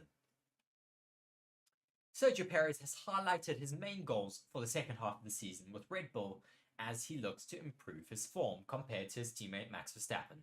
The Mexican is currently 125 points away from his teammate Verstappen in the Drivers' Championship, with his second place currently under threat from Fernando Alonso and Lewis Hamilton. Red Bull has yet to score a 1-2 at the end of the season, with Perez coming close in 2022 before Charles Leclerc outscored him at the final round in Abu Dhabi last year. Perez expects it to be a tougher challenge for the team heading into the final 10 races of the season as they look to continue their winning streak. Perez says, "I've had a great summer break between being back in Mexico with the family and training hard. I've been in the factory with my engineers this week already. It's been good to catch up after the break, and we've done some very good preparation for the weekend. And we're fully ready for it. I want to pick up where I left off in Spa and be consistently on the podium and challenging for the remainder of the season. Zandvoort will be a tricky race as the field is getting tighter, but we just keep pushing and pushing as a team, and we'll give it our best and to deliver a good result no matter what the weather does." I will be speaking a little bit more about the weather that is forecast for this race weekend a little bit later. But yes, Sergio Perez certainly needs to keep his point scoring streak going, as there is currently a lot of pressure on the Red Bull second driver. Certainly a lot of pressure on Sergio Perez to perform, to have good qualifying sessions, to try and match his teammate as well as he can. He did quite well in the beginning of the season, but nonetheless, he was not able to keep that consistency going with the way that his teammate has been able to in the first half of the season. Nonetheless, though, hopefully Sergio Perez will be able to pick up the pace and be able to keep consistently scoring points and maybe even take a first place at some stage throughout the rest of the season, because he does have that competitive edge and he does have a competitive car under him. So let's see what he is able to do. Certainly he'll be wanting to keep consistent in order to keep his mental game just as strong, because we saw how that crash in Monaco certainly affected his mental strength, because we saw how, I think it was for 4 or 5 races after that, he really did struggle in qualifying. So he doesn't need to have any more setbacks this season. He needs to try and stay consistent, keep in the points, have good qualifying sessions. Yeah, but nonetheless, certainly he should be able to do as well as he can. It's Sergio Perez. He is quite a strong driver. We've seen him in the past being able to do quite well in the second half of the season. But nonetheless, we will see what he is able to do. A few more comments here from Mark, the miracle of 2009. Yes, and Mark saying, "Bolder Perez to assume he will be competing on podiums for every race weekend."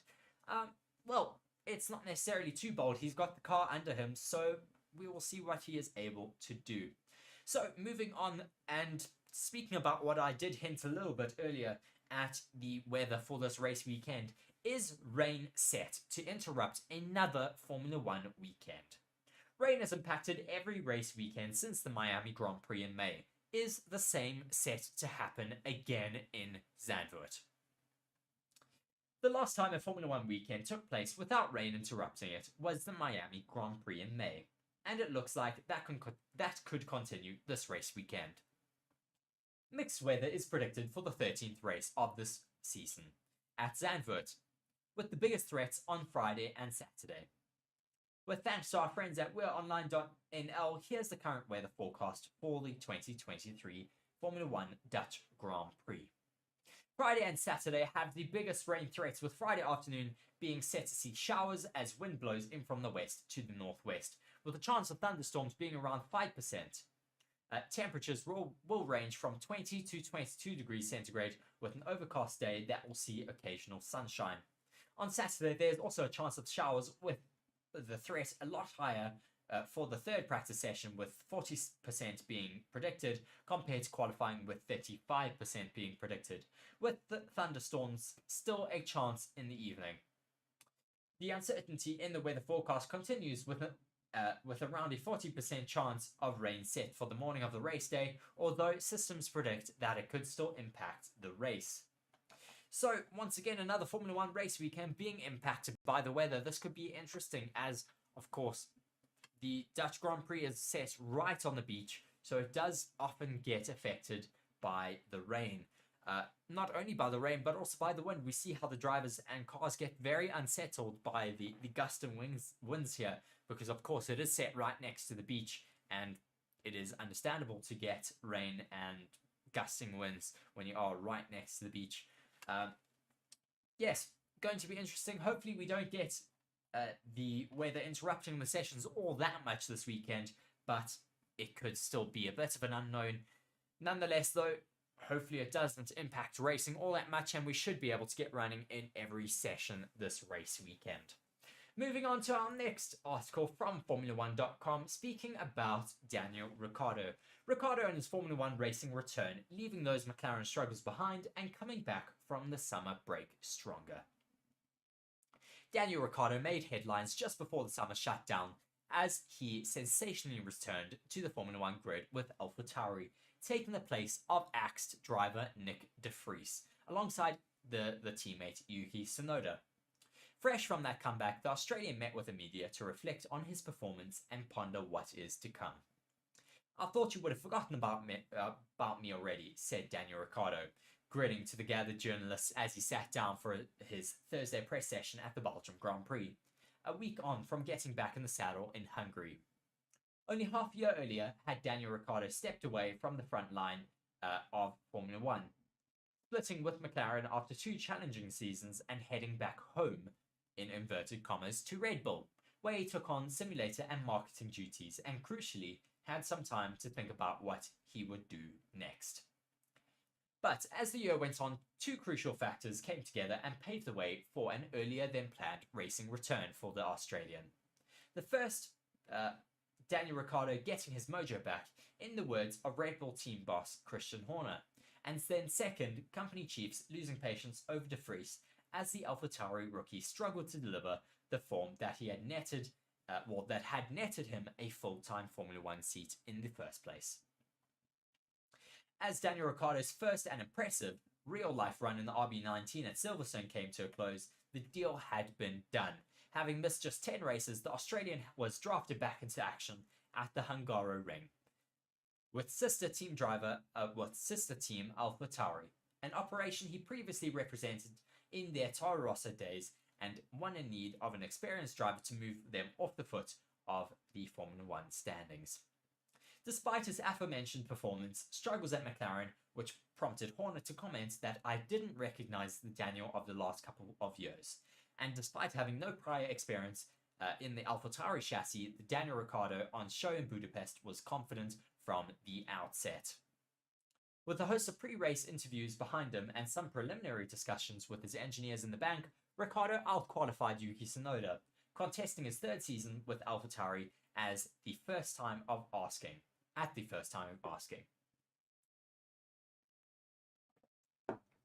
Placing a very solid 13th on the grid and setting up the prospect of a challenge for the valuable points.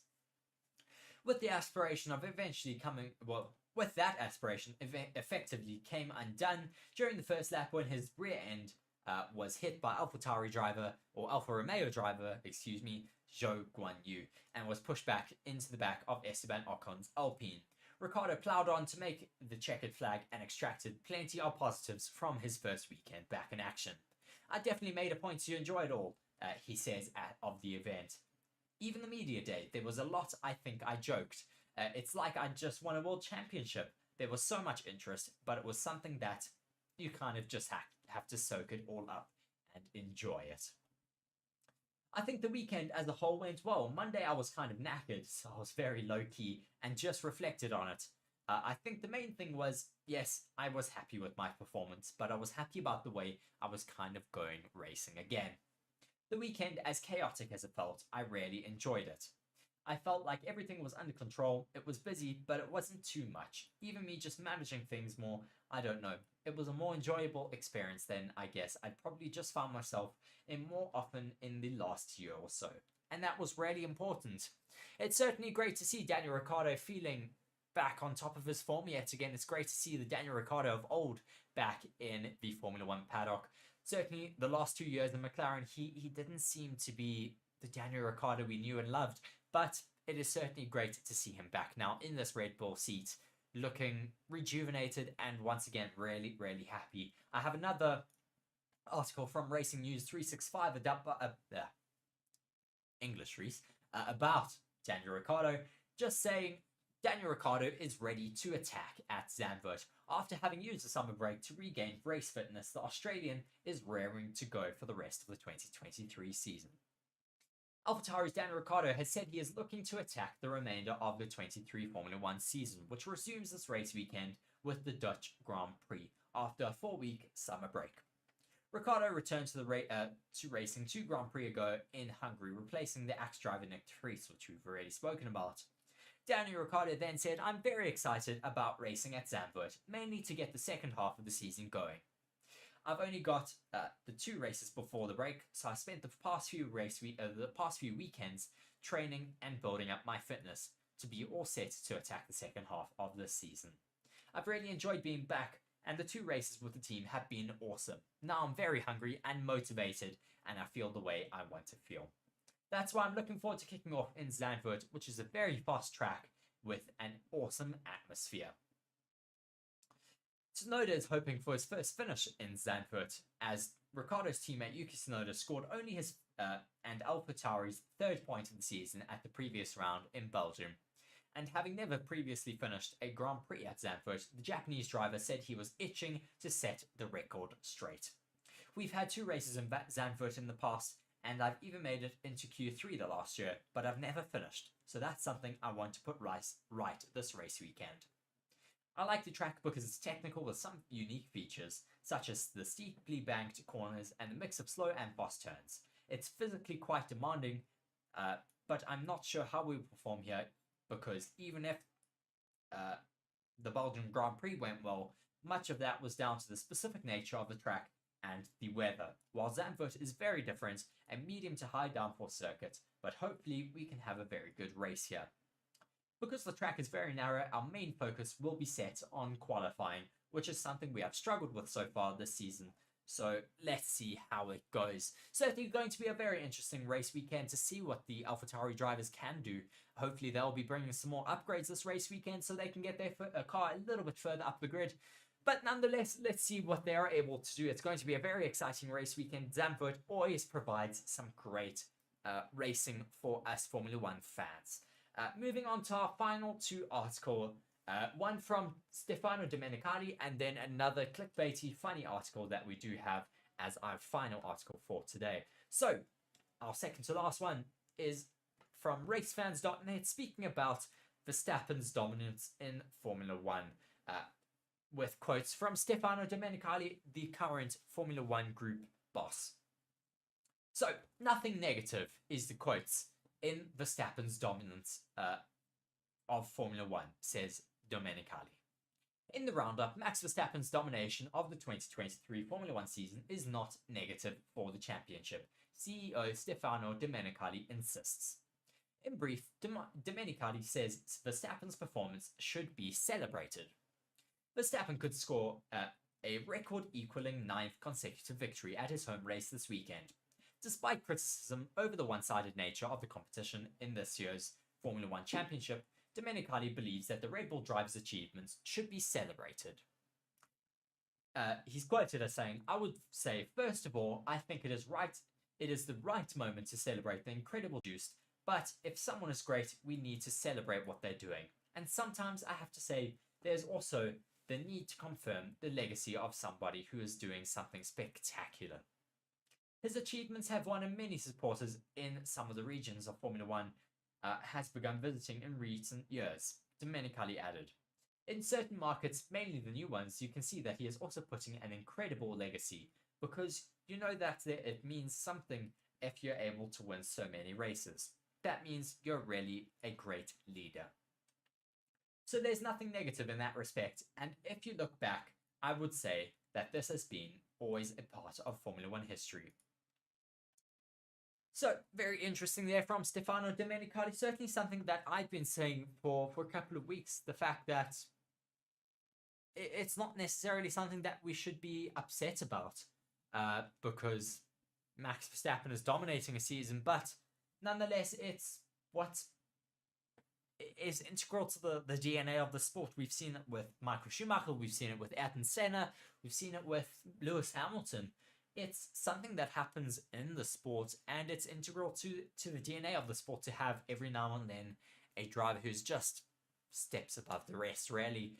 And yes, that is really what the sport has in its DNA. So just a few comments here from Mark in the comment section. Sargent is crying if there's rain. Certainly it's going to be interesting to see whether we do get some rain this weekend. Then Danny Ricciardo is greater than De Vries. Certainly that is true. And then being asked which of his course known, and then also asking how was that Zach Brown comment yesterday. So for those of you who didn't know, Zach Brown was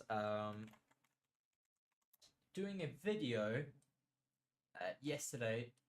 Let's just try and see this. Zach Brown comment.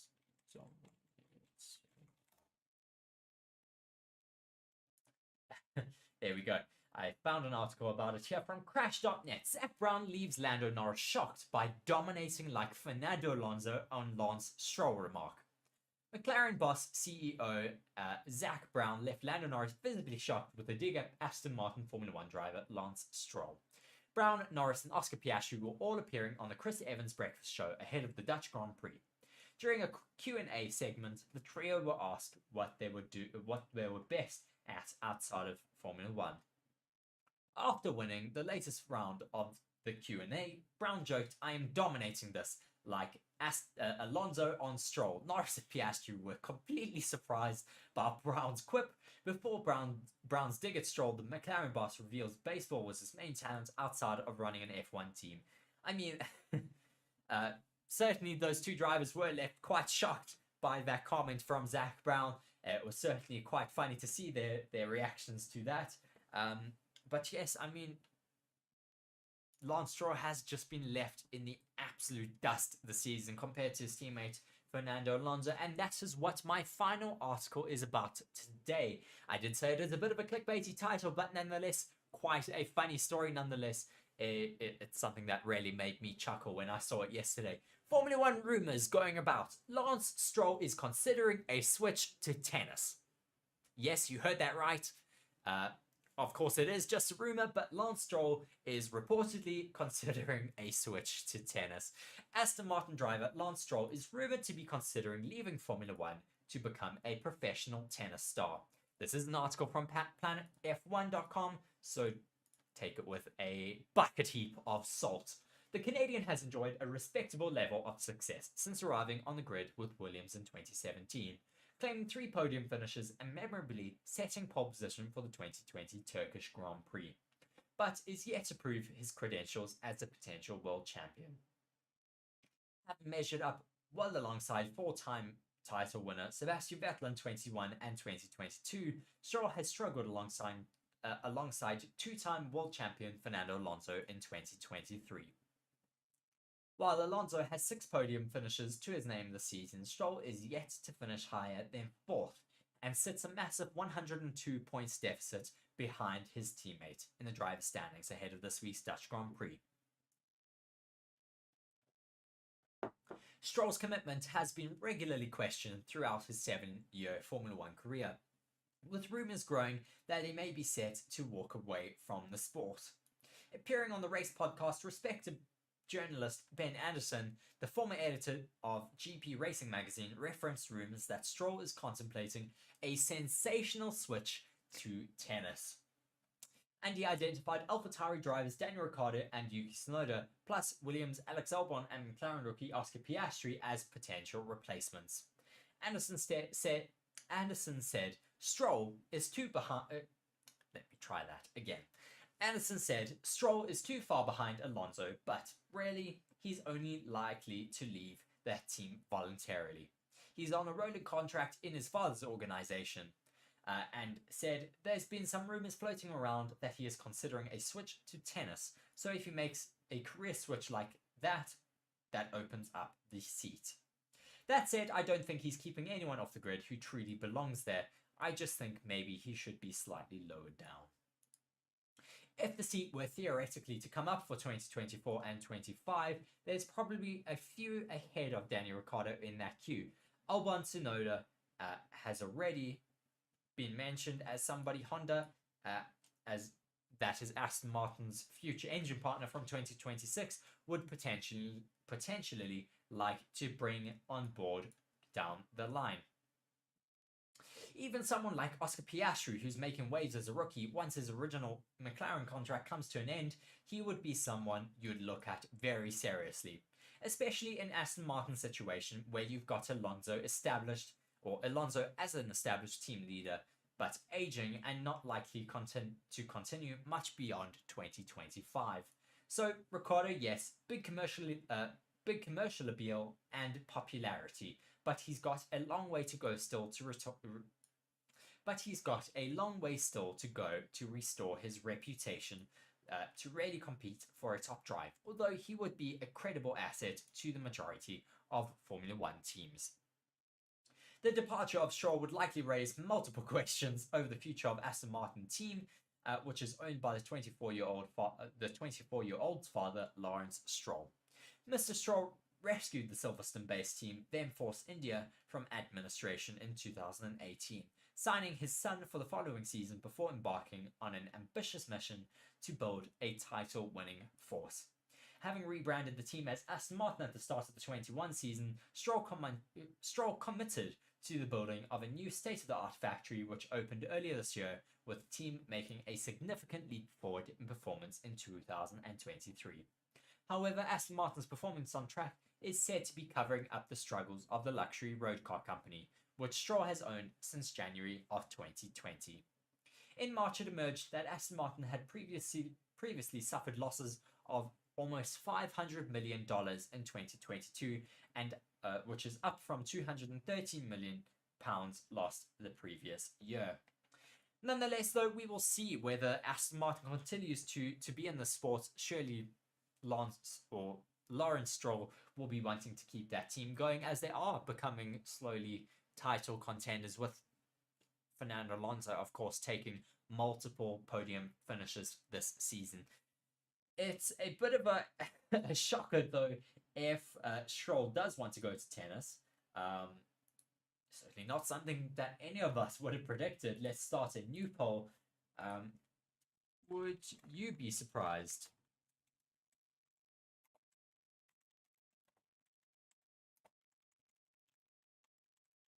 Would you be surprised if Stroll retires to pursue tennis? And that is now live. Yes, so that is certainly... I mean, I will be very surprised if Stroll retires to do tennis. I had a great chuckle yesterday, though, on Twitter with, of course, when this article came out, people just took the absolute mick out of, not Mick Schumacher, but the Mickey out of Lance Stroll, because no one expects Lance Stroll to go and do tennis. Someone commented and said, has Lawrence Stroll bought his son Wimbledon? Because, I mean, he came and bought his son a Formula One team. What's going to stop him from buying Wimbledon? But nonetheless, a bit of a funny article to end off our stream here today. Thank you very much for joining me. Been an interesting couple of articles here today. Be sure to go and check out all of our other videos. We've got a bunch of shorts going at the moment. Also got our Instagram page up and running. We've got TikTok now. I've got a Twitter. So please do be sure to go and check all of those things out. I will update the description once I'm finished with this to put all of those in there. So please do be sure to go and check all of those out. And subscribe to the channel if you want to see more Formula One content from us. Of course, this is a race weekend, so do be sure to stay tuned for all of the live sessions that are going to be coming to you. We have Formula 2, Formula 3, as well as, of course, the major event, Formula 1, coming this race weekend. Glad to have Formula 1 yet again on our calendar and on our screens, because it has been a very, very long 4-week break. Nonetheless, so that has been it from me, Reese. Thank you very much for joining me here for our Formula 1 News daily live stream. Here, Formula 1 rumors going about. Lance Stroll is considering a switch to tennis. Yes, you heard that right. Of course, it is just a rumor, but Lance Stroll is reportedly considering a switch to tennis. Aston Martin driver Lance Stroll is rumored to be considering leaving Formula 1 to become a professional tennis star. The Canadian has enjoyed a respectable level of success since arriving on the grid with Williams in 2017, claiming 3 podium finishes and memorably setting pole position for the 2020 Turkish Grand Prix. but is yet to prove his credentials as a potential world champion. Stroll's commitment has been regularly questioned throughout his 7-year Formula One career, with rumours growing that he may be set to walk away from the sport. I mean, I will be very surprised if Stroll retires to do tennis. I had a great chuckle yesterday, though, on Twitter with, of course, when this article came out, people just took the absolute mick out of, not Mick Schumacher, but the Mickey out of Lance Stroll, because no one expects Lance Stroll to go and do tennis. Someone commented and said, has Lawrence Stroll bought his son Wimbledon? Because, I mean, he came and bought his son a Formula One team. What's going to stop him from buying Wimbledon? But nonetheless, a bit of a funny article to end off our stream here today. Hello and welcome to Forever Motorsports, here for some breaking news. Haas have decided to retain Kevin Magnussen and Nico Hülkenberg as their drivers for 2024. Haas have opted for continuity next season as they announced Nico Hülkenberg and Kevin Magnussen will continue to race for them for a second successive season in 2024. Hülkenberg has been impressive on his full-time racing return to Formula One this year. The German reached Q3 6 times in 12 races and scoring the team's best finish, 7th in the Australian Grand Prix. Magnussen has scored 2 of the team's 3-point finishes, a brace of 10th places in Saudi Arabia and Miami in his 6th season with Haas. Between them, they have 346 Grand Prix starts, and it is the experience that Haas will hope can take the team to the next level. The American squad currently sits 8th in the Constructors' Championship, which is the same position where they finished in last year's championship. They'll be hoping that retaining these 2 new drivers for next season will help them to be able to improve their car as well as finish higher up in the standings. I think it is safe to say that we've had an extremely solid driver pairing this season in Formula One, and ultimately there was no reason to look to change that moving forward, said team principal Günther Steiner. Kevin is obviously a very well-known quantity to us, and I'm delighted he'll return for what will be his 7th season in Haas colours. With 113 starts for our team alone, we know where his strengths lie, and his knowledge, as well as experience of our organisation pairs very well with that too. On the other side of the garage, Nico's simply slotted in without fuss or fanfare, and proved himself to be a valuable member of the team. He's approaching 200 starts in Formula One, and we're very happy to be the beneficiary of that experience behind the wheel. We've had to tackle our issues this season with regards to the VF23, we don't hide from that. But we've been extremely fortunate to have 2 drivers whose feedback is invaluable in assisting our engineering objectives. We'll be certainly watching these 2 drivers as they continue to drive for the Haas outfit in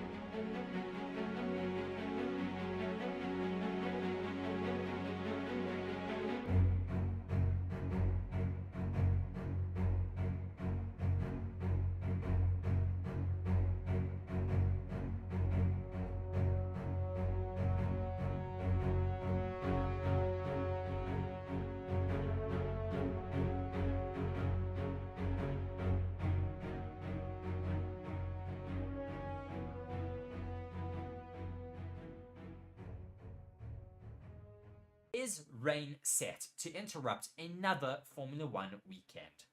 Rain has impacted every race weekend since the Miami Grand Prix in May. Is the same set to happen again in Zandvoort? The last time a Formula One weekend took place without rain interrupting it was the Miami Grand Prix in May, and it looks like that could continue this race weekend. Mixed weather is predicted for the 13th race of this season at Zandvoort, with the biggest threats on Friday and Saturday.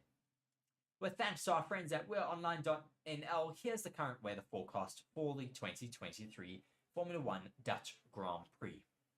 Friday and Saturday have the biggest rain threats, with Friday afternoon being set to see showers as wind blows in from the west to the northwest, with a chance of thunderstorms being around 5%. Temperatures will range from 20 to 22 degrees centigrade, with an overcast day that will see occasional sunshine.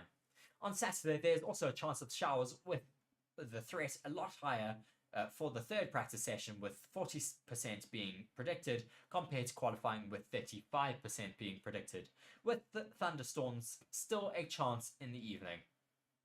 The uncertainty in the weather forecast continues with around a 40% chance of rain set for the morning of the race day, although systems predict that it could still impact the race. So, once again, another Formula One race weekend being impacted by the weather. This could be interesting as, of course, the Dutch Grand Prix is set right on the beach, so it does often get affected by the rain. Not only by the rain, but also by the wind. We see how the drivers and cars get very unsettled by the gusting winds here, because, of course, it is set right next to the beach, and it is understandable to get rain and gusting winds when you are right next to the beach. Yes, going to be interesting. Hopefully we don't get the weather interrupting the sessions all that much this weekend, but it could still be a bit of an unknown. Nonetheless, though, hopefully it doesn't impact racing all that much, and we should be able to get running in every session this race weekend.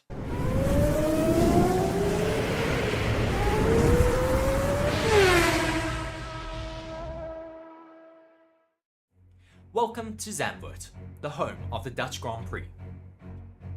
This circuit provides a challenge for the Formula One drivers, as it is one of the more technical circuits on the calendar, with its long main straight, undulating elevation, and high banked corners.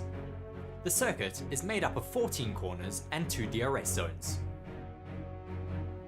This weekend, we could see Max Verstappen equaling Sebastian Vettel's 9 consecutive race win record in front of his home crowd. Ride on board now with Verstappen as he takes you around his home circuit.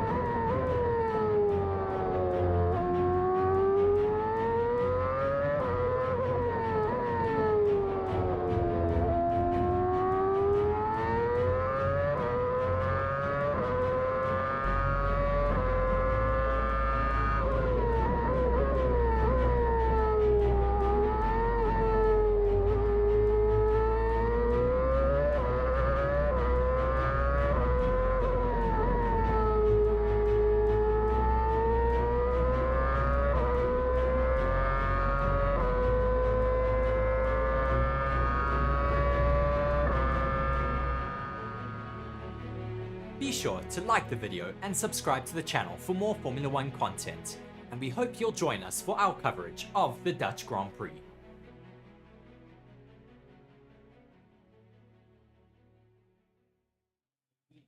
Hello, everybody, and welcome to Forever Motorsports. And we are not on Forever Sports. We are just on Forever Sports, Forever Motorsports. We'll get there eventually. And you're joining us live now. We are, of course, live for the Practice 2 session here in Zandvoort. Max Verstappen's home Grand Prix. Reese, what are we going to look forward to in session 2 here after having seen what happened in session 1? It's certainly going to be an interesting session to watch because I think we're going to see the true pace of some of the cars out here. We still haven't necessarily seen the true pace of the McLarens, I don't think. I believe that in the first session they were just getting to the bottom of their upgrades, not necessarily showing their true pace. So hopefully in the second session they'll be able to hit the ground running, and yeah, we'll be able to see what their true potential actually is for this race weekend. Yeah, and I mean, I'm very excited to see what happens with Aston Martin. Alonso obviously came second in that first practice session. So hopefully we'll see some good pace from the Aston Martins this weekend. Yes, well, Fernando Alonso should be able to pick up the pace, certainly from what we've seen in that first practice session. At the end, he was able to get in a good qualifying practice lap and was able to get second in the timing sheet. So we'll have to wait and see what they're able to do throughout the rest of the second session. Of course, with other drivers properly showing what their true potential is, I think we'll see the Mercedes also showing some better pace out there.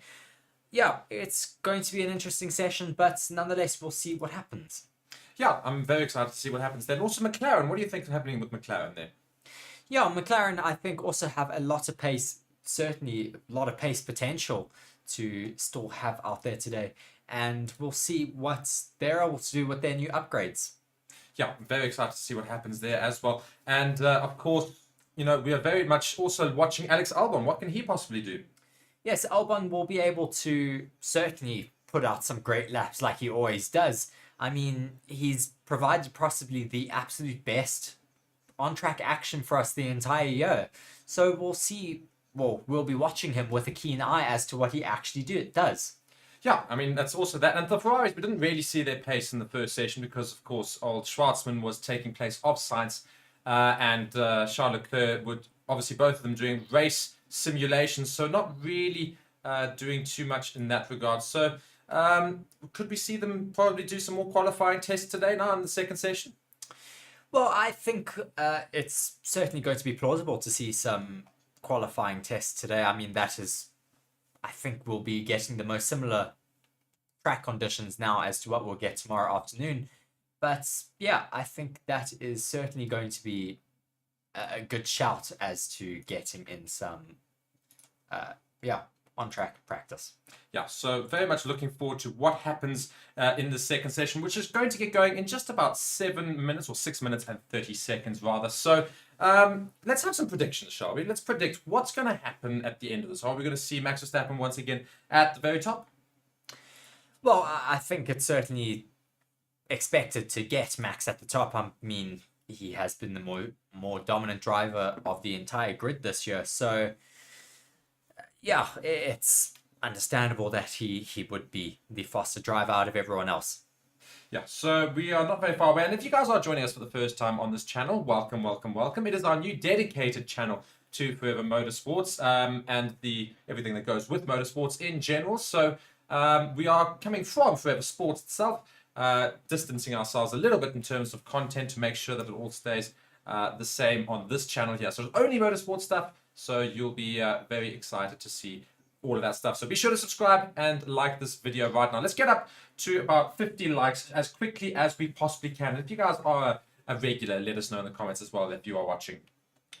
Yes, always happy to have our regulars back with us in chat. Yeah, great to have all of you on our new dedicated motorsport channel. And please be sure to subscribe to this channel. There's a lot of content that is being put up on this channel now by me. So be sure to follow it if you want to catch all the latest Formula 1 news and driver market news as well. And just a few people joining us in the comments, just asking some various questions from earlier as well, with regards to whether F1 is the best sport. Well, I think we certainly think it's one of the best sports out there. So, I mean, would you say it is the best sport, Reese? Well, in my opinion, I would say it is, but of course, other people may think differently. Yeah, I mean, that's other people will just be wrong. But yeah, so looking at the drivers that we're going to have all of our normal drivers. Schwartzman will not be involved in this session, even though his name is up on the board. It will not. It will be Sainz that will be taking over. So yeah, we'll wait for that to happen there. And yeah, I think Ferraris probably will do a lot more qualifying pace attempts this session round. Yes, hopefully Ferrari will do a bit more qualifying pace today and we'll see their true potential of their car. Because, I mean, with Schwartzman in that seat for the FP1 session, we didn't really see what that second car was able to do.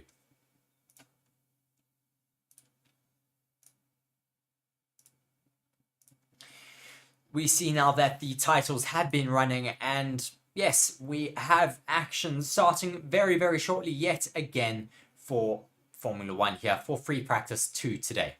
Yeah. So what are we going to see here in the Formula One Dutch Grand Prix in Zandvoort? Practice number 2 of round 14 for the season.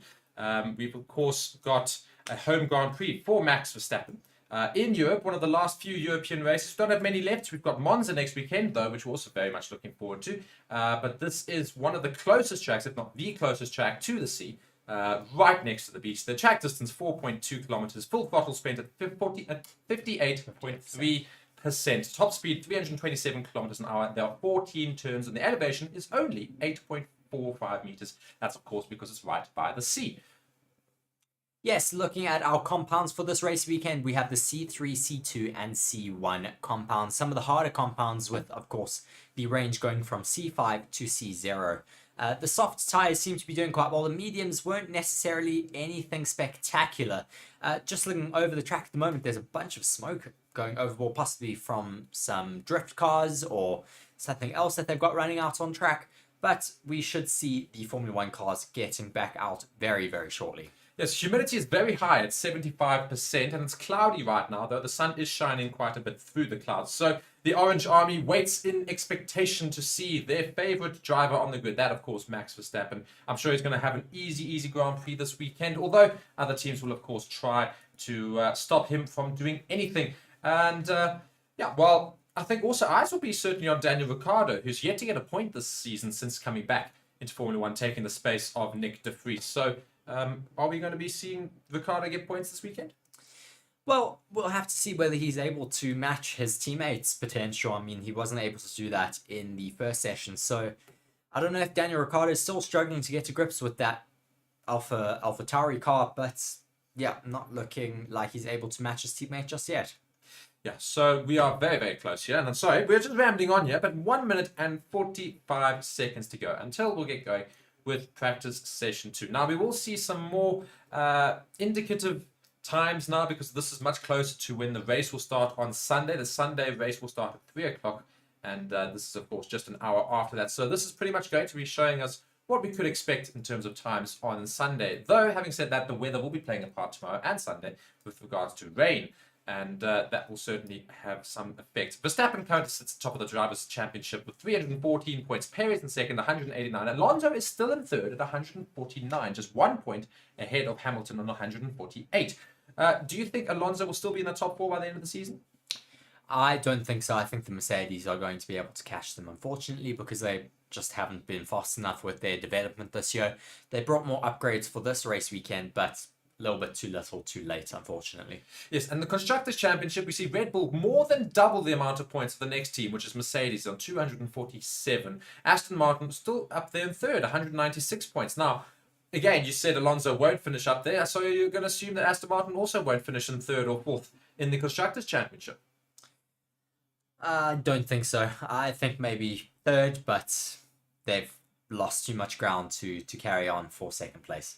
Yeah, that's exactly probably the right idea there. So Alex Albon, all eyes will be on him as well to see how many overtakes he can have this weekend. Also looking at Alfa Romeo, are we going to expect anything from them today? Well, I'm certainly hoping that they're going to be able to pick up the pace a little bit. They've been a bit lost for the past few race weekends. I think it's needed really to see something different from the Alfa Romeo team. Yeah, I mean, Valtteri Bottas, of course, coming from Mercedes, was in a very, very quick car, and now, of course, is in a much slower car in that Alfa Romeo. We do see some cars now making their way down the pit lane, starting to get very, very busy there.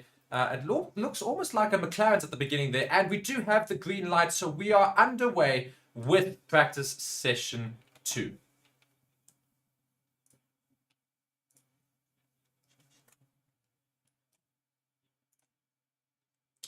So now we finally have some cars out on track. Max Verstappen, I think, is the first driver out there today. Just waiting to see what tires they are all on. I think that might actually be an Alfa Romeo. I think it is the Alfa Romeo with their new artistic livery that they are running for this race weekend. It is a graffiti style livery, but yes, we'll see what they're able to do. Of course, we said they need to pick up the pace a little bit, but yeah, doing all right so far. So a whole lot of cars making their way onto the grid right now. We've got 2 Alfa Romeo Aston Martins as well. Yes, just watching a couple of drivers now making their way out onto track. Mark is just going to go sort out some things for us, but we will keep with you guys and keep you updated on the drivers currently all out on track. Just watching, I think that was Yuki Tsunoda making his way past Lewis Hamilton there, as well as we have an AlphaTauri trying... Yes, I think that was Yuki Tsunoda trying to stay ahead of Lewis Hamilton. We have some drivers now finally starting their first hot laps. Let's see what they are able to do in terms of pace. Of course, I think the fastest lap time was set by Max Verstappen in the first session, a 1:11.8. Will anyone be able to beat that time in this session? Currently, Bottas is out there setting a fastest first sector. Zhou Guanyu with the fastest middle sector at the moment. Albon also on a hot lap. Sargent on a hot lap. Then we also have Ricciardo, Alonso, and Stroll. It looks like Robert Schwartzman's name has not been changed yet. I do believe that Sainz is out on track, but I think they have just not changed that name on the timing boards. Just watching now, Lance Stroll making his way through the final sector, slowing down to start a hot lap here, just keeping his distance to the next car ahead of him. He's currently on a set of medium tires, so this could be a race run simulation that the people are doing at the moment. Just watching the first drivers now, well, finish up some laps. Let's see what Bottas and Zhou are able to do. Zhou coming through that final sector now, as well as we see Lance Stroll now starting his first hot lap.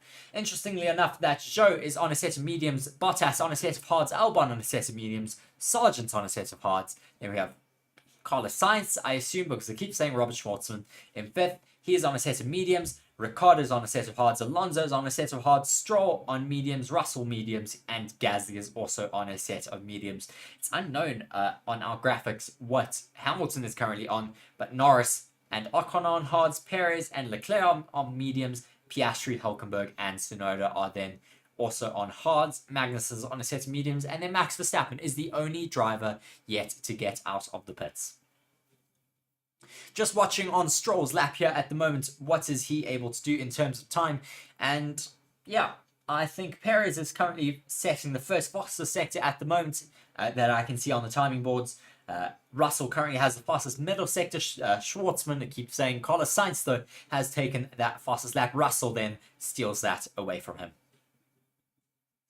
Just waiting for Sergio Perez's lap to finish up here. He's gone fastest in the middle sector now as Stroll comes across the line with 1:14.29. Nothing spectacular for him. That puts him in 7th place. He gets demoted down to 8th place now as Hamilton puts himself up into 7th. Just seeing that finish there of Carlos Sainz, he was porpoising a little bit coming down that main straight, so possibly still a little bit of work for the Ferrari mechanics to do to get that car as comfortable as possible. Perez now comes across the line. He happily takes that fastest spot in the set of mediums, a 1:12.7 from him.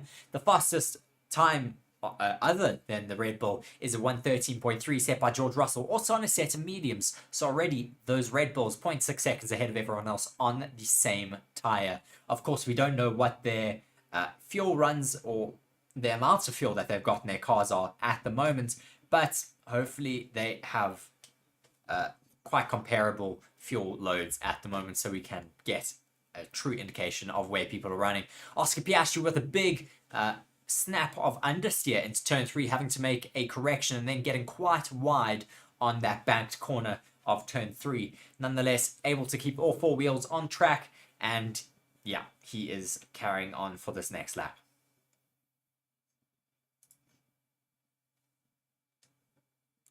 Just following on now with Verstappen currently starting his first hot lap on the set of mediums, 0.2 up on everyone else at the moment in the first sector.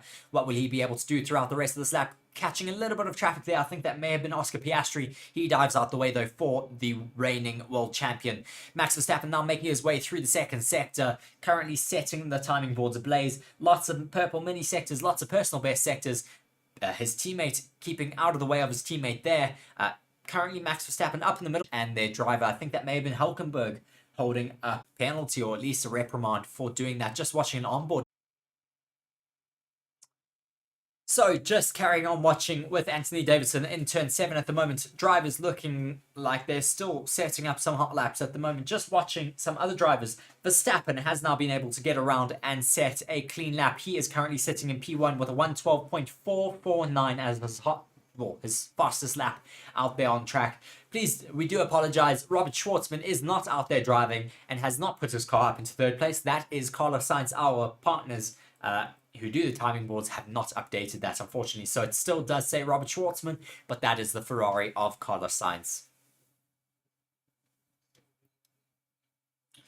Just watching a replay here of Max Verstappen making his way through turn 3. Just amazing how sideways those cars are able to get with those banked curbs. Yeah, just watching. That's a great shot, though, of that Red Bull making its way through the curbs. Apparently, there's a yellow flag currently being shown. I don't know who that is for. It might be Oscar Piastri. Red flag is now being shown for the session. Red flag is now being waved. Oh, that is Oscar Piastri in the wall. Oscar Piastri has completely binned his car into the wall. There's 2 drivers. Is that Daniel Ricciardo? No, that's Yuki Tsunoda by the looks of it. I think they might have gone into each other. Sorry, I am back now. Sorry about that. I could just see somebody also in the comments just asking if they can watch the race. Go and check the description in the video to go and see how you can watch the race alongside us. But yes, Oscar Piastri, and I think that is indeed Daniel Ricciardo. Daniel Rick. They look like they've had a bit of an incident there. That looks like Daniel Ricciardo may have broken his front axle. He's broken the front wing for sure. Piastri on the radio now just saying, is the car possible to come back, or being asked if it's possible for his car to get back into the pits. Not looking plausible at the moment, unfortunately. He says, no, sorry. Yeah, that is not what we wanted to see from the young... I think he's a Kiwi, not an Australian. I keep saying he's an Australian, but I think he is indeed a Kiwi. And it looks like Daniel Ricciardo is not happy at all. Who's a Kiwi? Oscar Piastri. Both of them Australians? Are they Australian? Yes. I can never remember.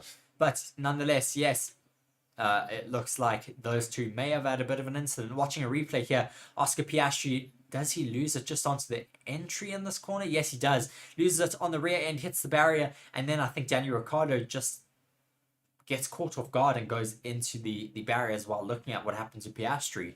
We'll have to wait and see what happened to Ricciardo. But yeah, Piastri just trying to get around some traffic there. Went a little bit too wide, lost the rear end, and then, yeah, that is his day over, unfortunately. It does look like Daniel Ricciardo just completely lost it, making his way into that area. Maybe just got his eye caught out because he was watching the incident from Piastri. Oh, no, he was trying to go with this angle and then couldn't stop. Yeah, he locked up there, unfortunately. So 2 cars into the same corner, both retired from the session. That is pretty disappointing.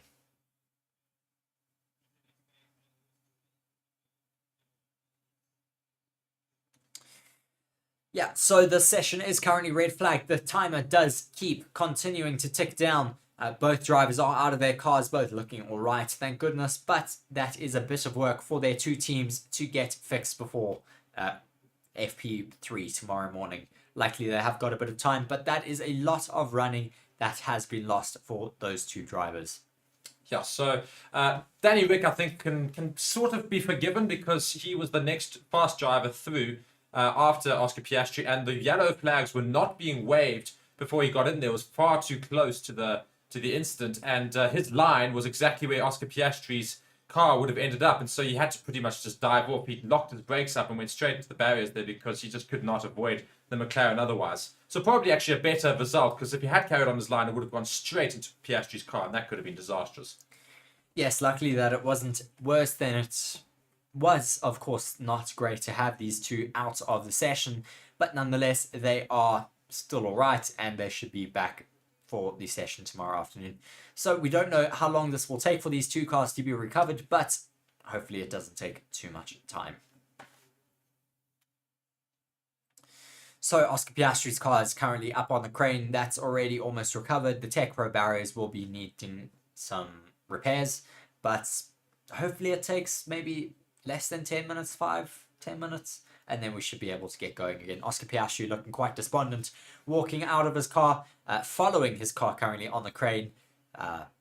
Disappointing that he is out of this FP2 session. And you know what? I said this in our fan forum last night. I said, I think Piastri will probably make a mistake this weekend, which is probably going to cost him positions in terms of trying to challenge for a podium. And well, this is his first mistake of the weekend, I suppose. Gone into the barriers there in turn, I think it's 4, isn't it? That's turn 3. Turn 3, sorry. It was almost there. But turn 3 there, he's just gone into the barriers slightly. So really unfortunate, premature end to his practice session here. Yes, certainly not the way that he would have been wanting to end his FP2 here today. He would have been wanting to make it all the way to the end of the clock, but rather have a mistake on the Friday rather than the Saturday. You don't want to make a mistake on Saturday where it can either affect your qualifying or happen in qualifying. So hopefully he learns from the mistake today and just keeps it a little bit more clean for the next few sessions this race weekend. Daniel Ricciardo as well, of course, lost it out there. Maybe a little bit of his rustiness showing there, because I mean it is a bit of a stupid mistake to make there. You should have been able to see the other car was out and you should have really slowed down, but he kept on the power there and unfortunately did lose the rear end and go into the barriers. I would forgive Danny Rick a little bit because it was a blind corner, of course, so he only comes round at pace and then only sees him as he goes into the corner. So it's a very, very late sighting for him. Look, I don't disagree. He probably should be able to avoid it, but I can understand why he didn't, because it did sort of come out of nowhere. There were no yellow flags warning him otherwise. So in his mind, he's thinking, got to get a fast lap in here. And as he goes around the corner, there's a car suddenly in his line. He goes, ugh, and then as a result, goes into the barriers. Yes, disappointing, but he should be fine, and hopefully it doesn't take too much of a knock to his confidence, because he's been having a great run so far. He's certainly been one of the biggest talking points this season, and we hope to see him carrying on that momentum into the next couple of races, because it's been quite exciting to watch the rookies' potential really starting to be shown to us. It's exactly that. But I mean, we're praising Oscar Piastri these past few weeks, well, prior to the break, of course.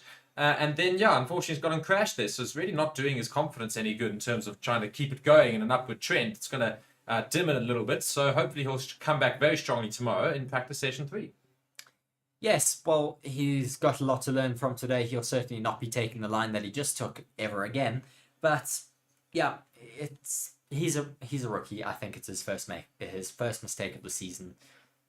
He wouldn't have been wanting to make it in the first race after the summer break, but rather get it over and done with now in a practice session rather than doing it in a race or a qualifying session.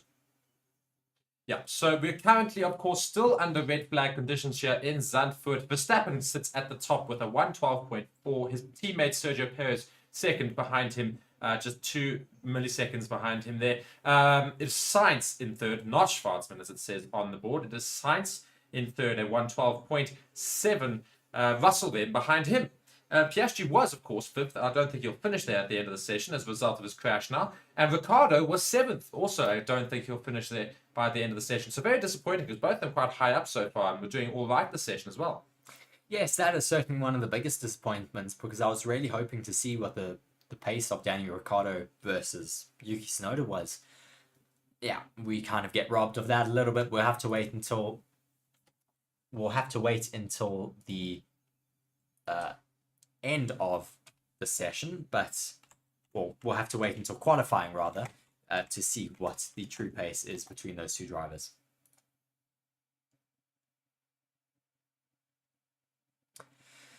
Just coming back now into the stream, we can finally see Fernando Alonso currently sitting in his car waiting for things to get underway again.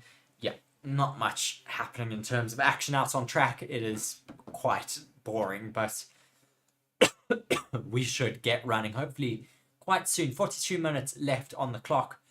Yeah, not particularly ideal right now. We will see what happens. Just watching a replay here of Daniel Ricciardo. It does. The yellow flag does just come out, but it is the absolute last board before he comes on to Oscar Piastri. Just looking at the amount of damage though on that car.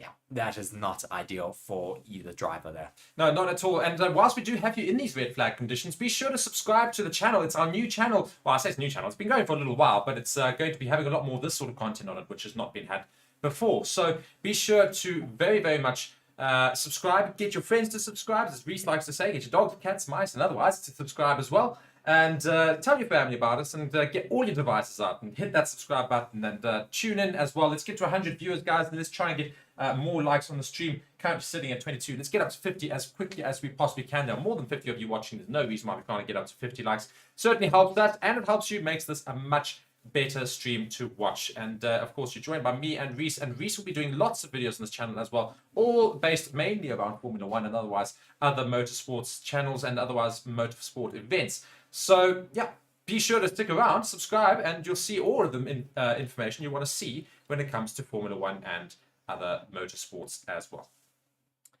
Yes, still waiting for that time to be released when the session will resume. Both of those cars have been cleared. I think they're just waiting maybe to fix those barriers, and then we should be able to get underway yet again. Just watching, I think Oscar Piastri is back in his pits at the moment. Yes, he is talking with his engineers. Just looking at all of the data there, he will certainly be very disappointed in that. But, I mean, as I said already, he's a rookie. It's his first mistake of the season. He should be all right. Yeah, I think he should be fine. He'll be all right when it comes to morning to session 3, or practice session 3 at least. And then qualifying, I'm very excited to see what he can do in that McLaren, which has still clearly got a bit of pace, but haven't seen it quite shown this weekend yet. Sorry, it's tripping over my English a little bit, but otherwise, yes. Very keen to see what he can do tomorrow in qualifying. Yes, it will be an interesting qualifying session tomorrow. I think there's a lot of people who are going to bring some upsets to the qualifying session tomorrow. I think possibly the McLarens may be very fast out there. I mean, Piastri's fastest time is 0.4 seconds behind Max Verstappen's fastest time on a set of hards. That is brilliant out there. I mean, we've seen that the hards are quite fast around this track, but we didn't expect it to be that fast, especially in the hands of McLaren. Lando Norris, quite far off the pace of his teammates on the same set of tyres, 0.8 seconds off of Max Verstappen's time, 0.4 seconds off of his teammate. So we could be seeing Oscar Piastri finding a bit more pace than his teammate Lando Norris. We do see those barriers are now fixed though after his incident, him and Daniel Ricciardo's incident rather, should I say, and I'm really hoping we should get a time when the session should be resumed. Yeah, the session should be resumed, one hopes, with about 35 minutes left. There are a couple of vehicles, large vehicles, on the track. And obviously, they've got to get off. They've got to fix the barriers up, as we said. And they've recovered the 2 cars. So it should be right near the end stages of this. So hopefully we should get that confirmation of when we'll return to practice. Yes, just looking at a steward's note saying turn 13 incident involving cars 1, which is Verstappen and Hülkenberg, will be investigated after the session for impeding. That is that moment that we spoke about earlier where I think it was Hülkenberg. Yes, Hülkenberg completely got in the way of Max Verstappen in the final sector and completely ruined a hot lap for him. Max Verstappen really had to brake there to avoid crashing into the back of Hülkenberg's car. So not great communication between Hülkenberg and his race engineers, letting him know where traffic is. This could be a big problem that we might see here for the rest of the weekend. Yeah, and I think it's a very narrow track in some parts, otherwise it's quite wide, but in certain sectors quite blind and otherwise narrow, so you can't even see cars coming. So it's going to be very crucial for engineers to let their drivers know that faster cars are approaching. So I'm sure we'll see more instances like that. Looks like the red flag has been taken away. We didn't get a T-Series time. They just resumed the session all of a sudden. That's great. Thanks, FIA. But nonetheless, the session has now been resumed, and we are going for the remainder of the FP2 session.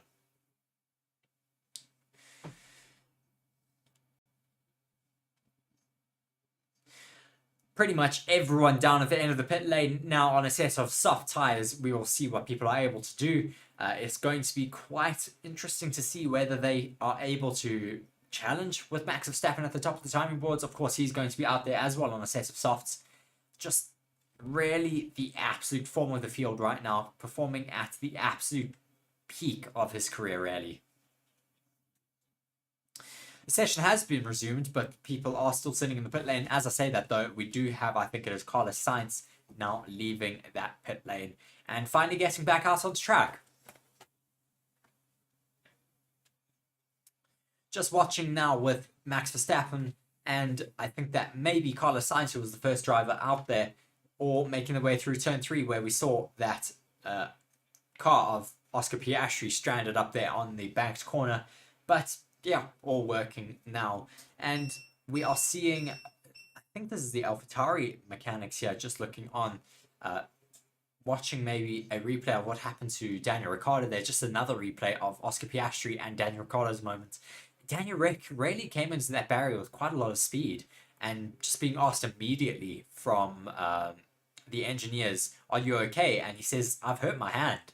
So that's not great to see. Hopefully he's going to be all right for the remainder of the session. Yeah, I say it's very upsetting to hear that about Danny Rick there. So yeah, hopefully he'll be okay, but not good news there. And funny enough, I think reserve driver for AlphaTauri now is still Nick de Vries. So that could be very awkward if we suddenly see Nick de Vries back in the AlphaTauri car. Watching now, I think this is Carlos Sainz now starting a hot lap. Let's see what he is able to do in terms of his pace out there, coming across that start-finish line now. I do believe it is Carlos Sainz, yes, because on our timing boards, it still says Robert Schwartzman. Yeah, so let's follow Sainz here on a set of medium tyres. Verstappen's first sector time sits at a 25.149. Sainz now approaching that sector time. Let's see what he does in comparison to the main man of the moment, Max Verstappen. Here he comes to that first sector point, and he is 0.64 seconds behind Verstappen already. So quite a bit much slower so far. He is, I think, on an old set of mediums, the set of mediums that they were running before the session got red flagged. So it makes sense that he's a bit slower, possibly deciding to do some race runs here rather. Sergio Perez is up in the first sector. He is on a set of softs. The first hot lap of this session on a set of softs. He's really quite far up in that middle sector. 0.1 seconds up on Max Verstappen's time in the middle sector. Let's see what he can do through the final sector, setting some more purple mini sectors. So he should be quite comfortably able to take that fastest lap at the moment on a set of softs. Yeah, so we'll see what he can do here, Perez, because he comes towards sector 3. I'm sure he will probably beat Max Verstappen's time. Indeed, he has a 1:11.946. A great time there for Sergio Perez. Alex Albon, though, set a purple sector in sector 1 and is going quite a bit quickly in sector 2 as well. So let's see what he can do in his lap here. Yes, always great to see what Albon can do, as he now does put himself up into second place with 1:11.947, 0.001 behind Sergio Perez. Marwood, you cannot get closer if you tried. 0.001 from Alex Albon to Sergio Perez. Alex Albon also on softs for the Williams car there. So really, really impressive drive there from Alex Albon. Yeah, certainly really bringing every part of pace. Sargent has gone fastest. Last Stroll. Logan Sargent, though, I mean, what has happened to Perez? Why is Perez's time not fast enough? Alonso's gone fourth fastest. His teammates Lance Stroll has gone first at 1:11.835. Fantastic. Lando Norris is up in the first sector. Let's see what he's able to do. Zhou puts himself now up into fifth.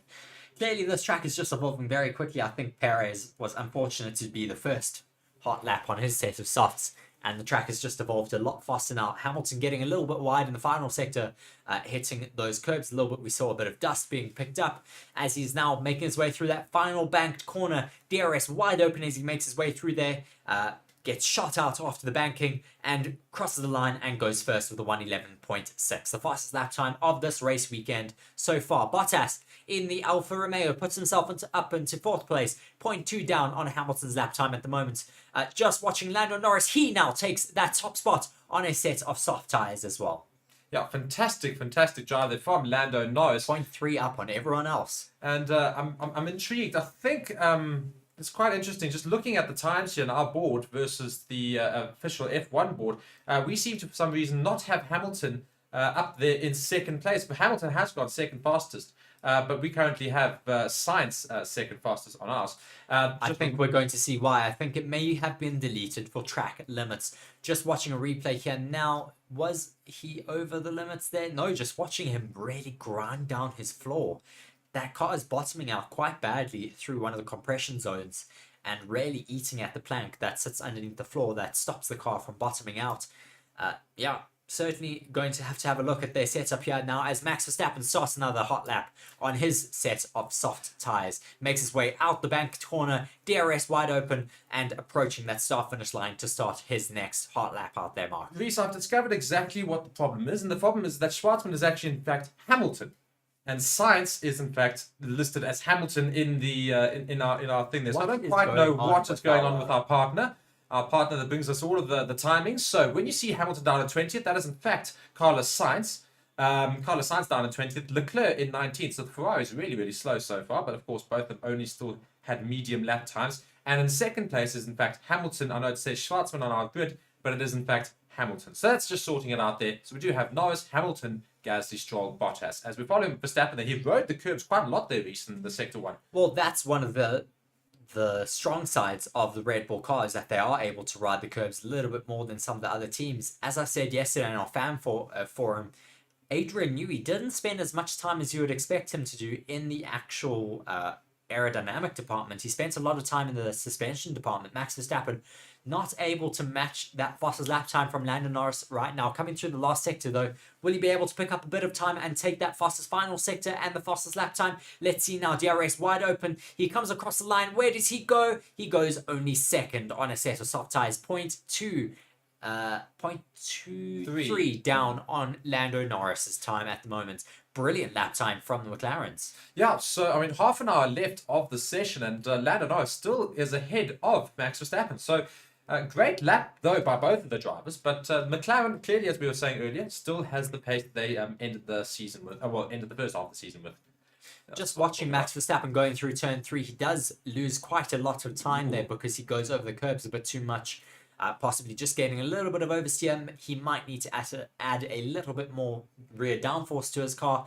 But yeah, looking alright for a scrappy lap at the moment. 0.2 seconds down on Lando Norris. Yeah, and following now, Charles Leclerc is about to start a hot lap on soft. So we're finally going to see a Ferrari on soft tyres. Of course, everybody has done a soft tyre attempt. So we see Carlos Sainz now goes into 11th position at 112.147. Just a reminder on your timing boards, that would be Hamilton. Sainz is in fact Hamilton apparently on our board. We don't quite know why, as Leclerc now starts his hot lap on a set of softs. Let's follow this with great interest, Reese. Yes, let's watch Charles Leclerc's first hot lap on a set of soft tyres. This is certainly going to be a very interesting lap to follow along because we want to know what the Ferraris are going to be capable of doing here this weekend.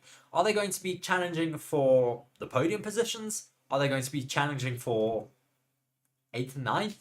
What's possible for them, really? And we'll find out that quite soon, hopefully. Just watching Leclerc's first sector, I think he's backed off already. He's abandoned his lap, unfortunately. Either backed off or he is on a high fuel run on his set of softs. Yeah, he's on a set of mediums, actually. That's why he's doing a medium set run. Is he? Because Yes. I swear I saw him on soft tyres because, of course, the timing boards only showcase what lap they've done them on. He should be on softs. That's what I saw him on earlier when he was starting his lap. So, nonetheless, I think he's definitely backed off whatever lap attempt he was trying to do. Now, following George Russell, who's about to start his hot lap here. And DRS starts... Well, DRS is wide open on a turn, which is a bit of an odd one. Don't quite know how that works. But anyway... just watching Verstappen on the radio here, Reese. What's happening there? So he's just been asked if he'd like a flap adjustment and then saying, no, the car is just medium speed, doing some weird things. I think we moved rearwards, possibly talking about the ballast in that car. And yeah, just trying to get to grips with his setup. Not 100% happy at the moment.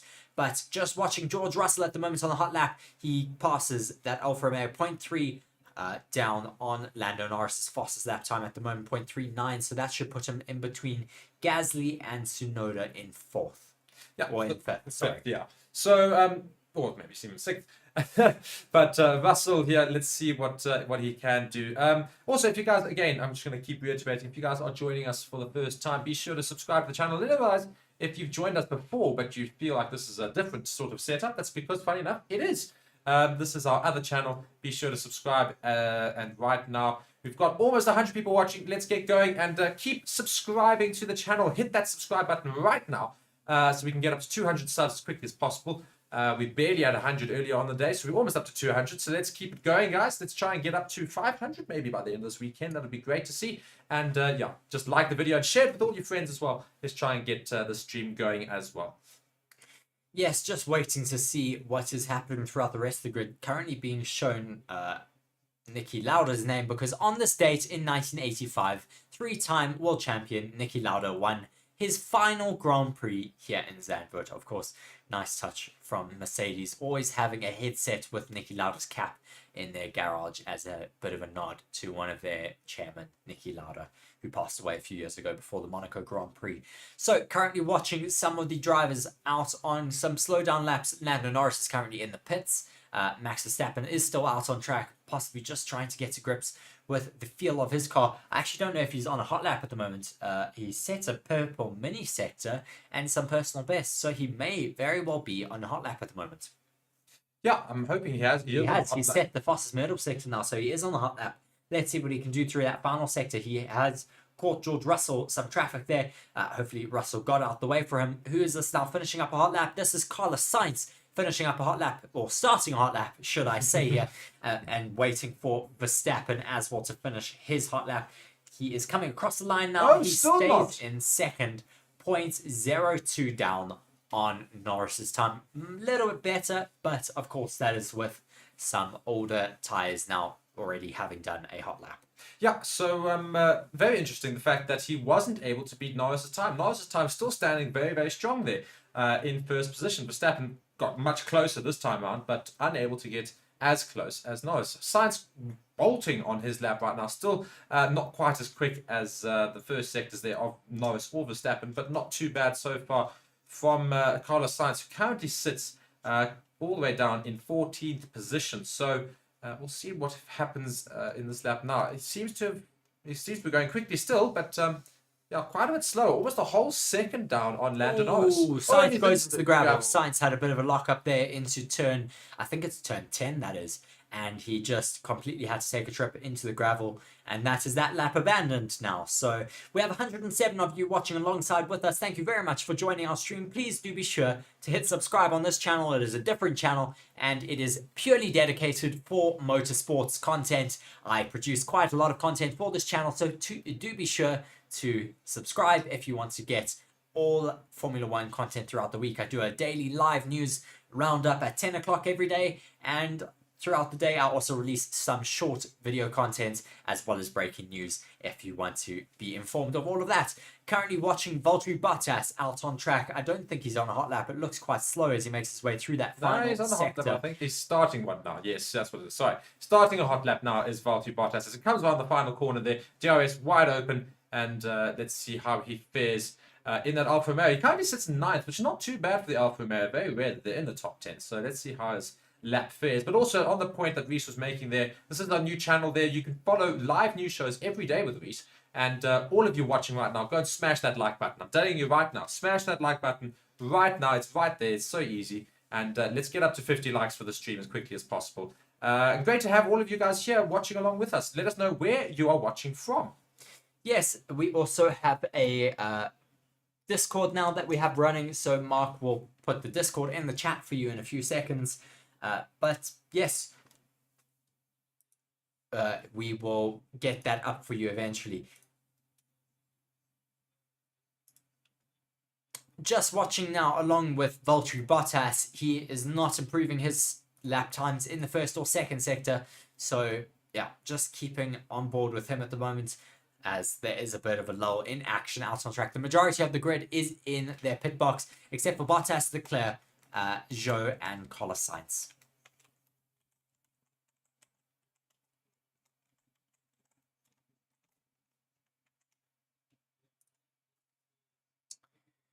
So the only car, well, I've already said the only cars left out on track are Bottas, Leclerc, Zhou, Sainz, and, well, that's it. I was going to say Magnussen, but he is in the pits as well. I don't think Valtteri Bottas is doing any really fast lap times out there. I think he's maybe just trying to do some practice on a set of older used softs to see what it's going to be like on Sunday. Indeed, and just seeing here, PDC, I think he's a new person joining us. PDC MIUs joining us from the UK. Great to have you from the UK. Yeah, Tia's back and says the matching hoodies. Well, these aren't hoodies. In fact, they're just shirts. They slay hard, apparently. Well, very much appreciated. Apparently, they're very nice. So, yeah, just looking at McLaren, who have scored 86 points in the last 4 races since introducing their new upgrades. So, great to see how those upgrades have worked for McLaren. Yes, of course, we've spoken about them at a bunch of different times already, not only in this stream, but over the last few weeks and months.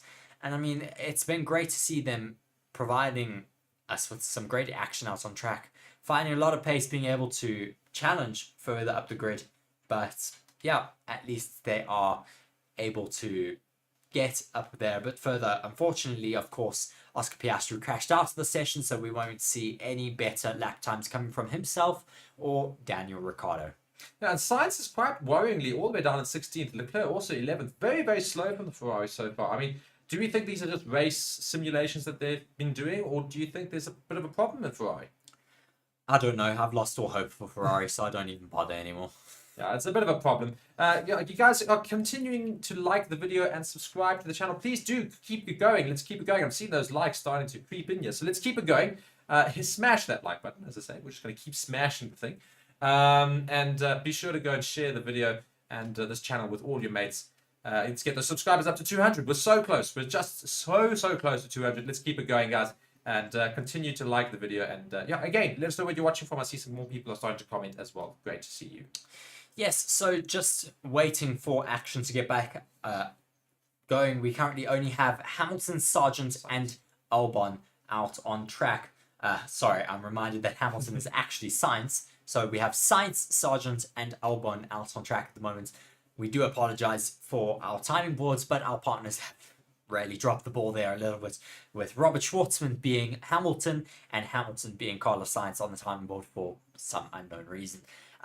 Yeah, just looking though at the stream, it's a little bit quiet there in the comment section. Please do let us know where you're tuning in from. Be sure to subscribe to the channel. We currently have 173 subs.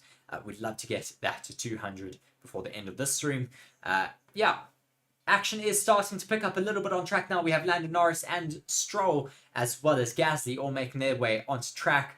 Sargent is still out on track, as well as Ocon. It looks like Carlos Sainz has made his way into the pits now, though. Yeah, so not too much action happening out on track. Lando Norris, though, I think we're going to keep an eye on. If he's on the soft tyres, that could be very interesting to see if he can improve upon his time. Though I think we've pretty much seen the qualifying times and qualifying practices have happened. I'm sure we're going to see more race simulations from now on because, of course, it won't be as late as this tomorrow. I think qualifying will be a little bit earlier. So, you know, this is pretty much probably the times you see on the board. You're not going to see many improvements there. Hopefully Ferrari will improve there. I think that's the one team we'd like to see improve. Otherwise, most of these times are good. But I mean, it's quite surprising the McLaren are still quicker than Max Verstappen in that Red Bull. Yes, I mean, I wouldn't have expected the McLarens to be able to hold on to that top spot for as long as they have. I would be surprised if Max Verstappen doesn't come out on another set of softs and try to take that fastest lap time away from him. I wonder if in this weekend that he is able to take or equal that record of Sebastian Vettel's. If you'll also be wanting to try and get a Grand Chelem, which also known as a Grand Slam, where you lead every single session as well as qualifying, race laps, everything, it will be something that he'll be wanting to achieve again. I think he's got 2 of them under his belt so far, but it's not an easy feat to do.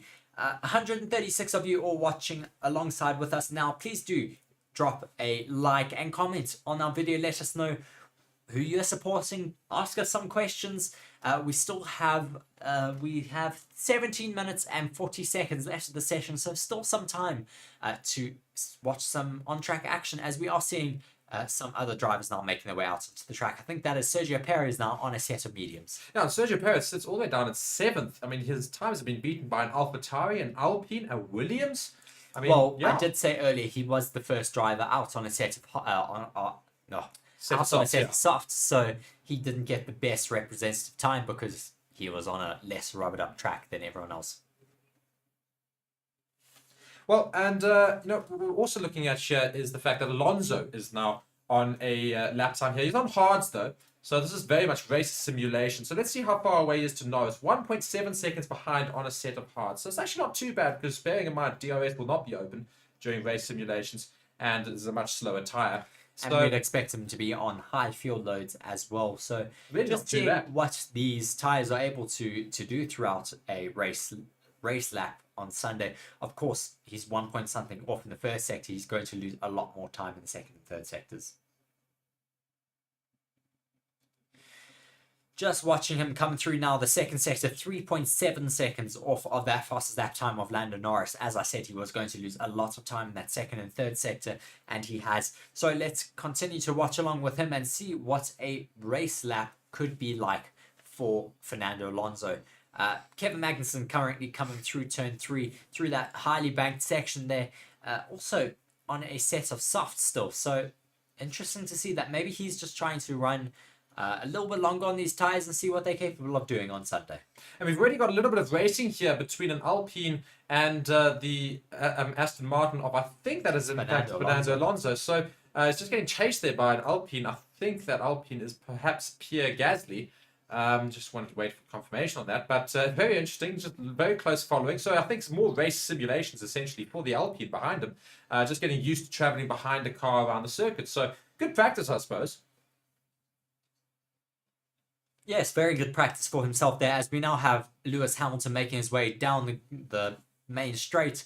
DRS closed because he is on a race simulation on a set of mediums. So that is one of the best ways to see if they're on a race sim, is if they actually open up their rear wing or not. So at the moment, it looks like Hamilton is on a possibly high fuel load medium race sim at the moment.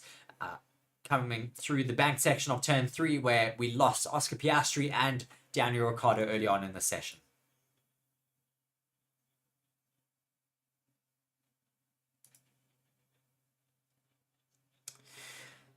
Hamilton just saying, you've put us, well, it disappeared as I started reading it, unfortunately, but yeah, just waiting to see what he's able to do throughout the rest of this lap. We saw how Alonso lost 3.7 seconds in the middle sector compared to Lando Norris's fastest lap time on his race run. Let's see what Hamilton's race run, 3.5 seconds. That's not that big of a difference that then you would expect between the mediums and the hards. Currently, the hards only 0.2 seconds slower on a race lap than the Mercedes on a set of mediums. Yeah, so, I mean, it's certainly something interesting to watch. Also, we have no idea what the fuel loads are. Everyone's going to be running different simulations. So, again, all of this is very much... take it with a pinch of salt, I think, is a good phrase we can use for this. Take it with a pinch of salt in terms of the stats that you are seeing. So you'll see some more accurate times with regards to qualifying times tomorrow in session 3. And you'll catch that on my other channel, Forever Sports, before watching qualifying on this channel tomorrow afternoon. So be sure to subscribe, as I say, so that you guys can see all of the content going forward. And we've got over 158 of you watching now. Great to have you all here. So all of you like the video right now, hit that like button. You have 3, 2, 1, and you've hit it. And keep subscribing to the channel. Watching now, Alonso and Hamilton. We're on board with Hamilton. How's he doing, Vries? Yes, Hamilton is doing all right at the moment. I mean, as I said, he's on a race run, so nothing spectacular at the moment from either of them. Just watching with...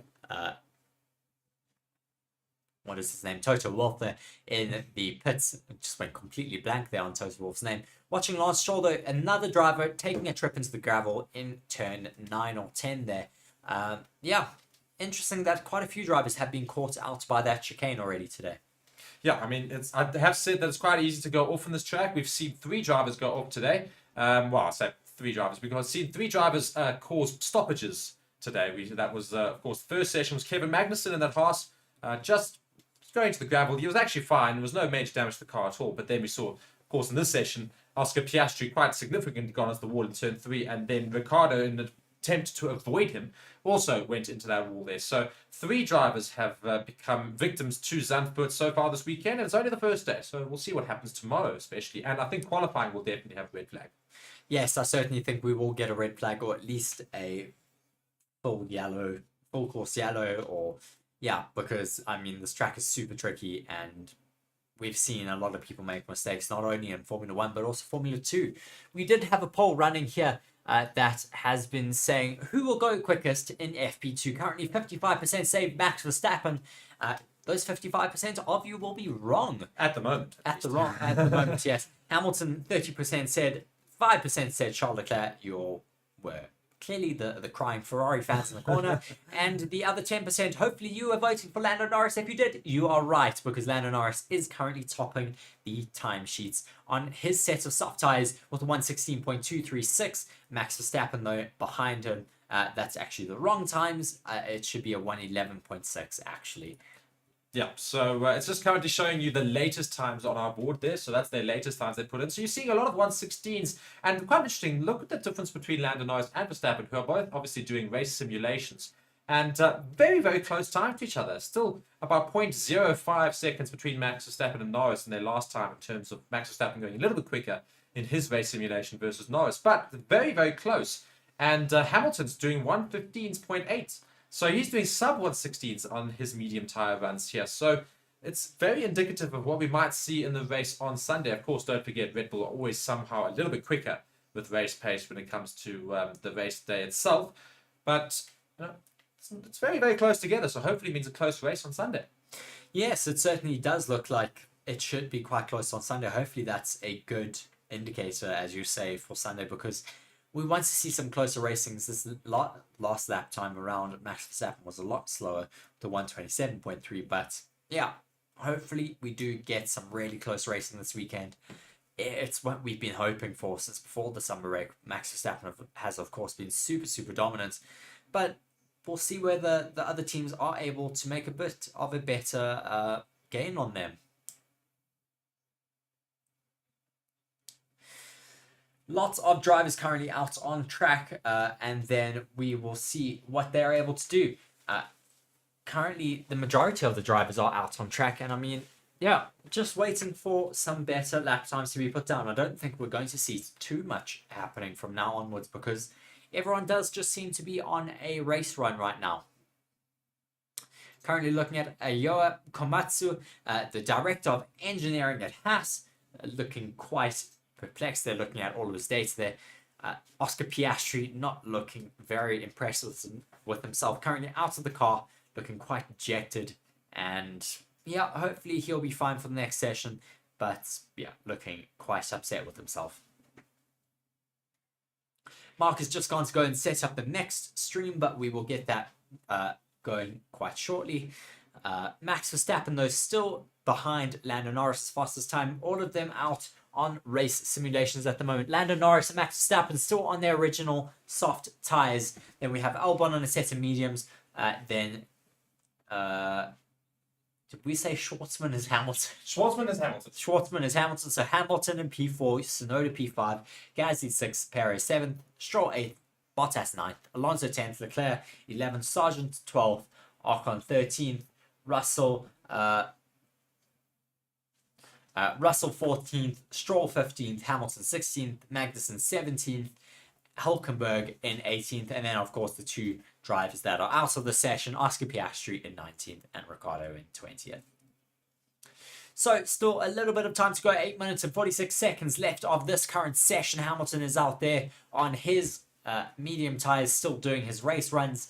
Lots and lots of drivers doing a lot of runs out there at the moment. We have Zhou and Gasly running very close together, coming through turn 3. We have Albon and Norris also running closely together, possibly just doing some race runs, trying to see how their car is going to cope with some dirty air, running behind a car close ahead of them. Then we also have Schwartzman. I keep wanting to say Schwartzman.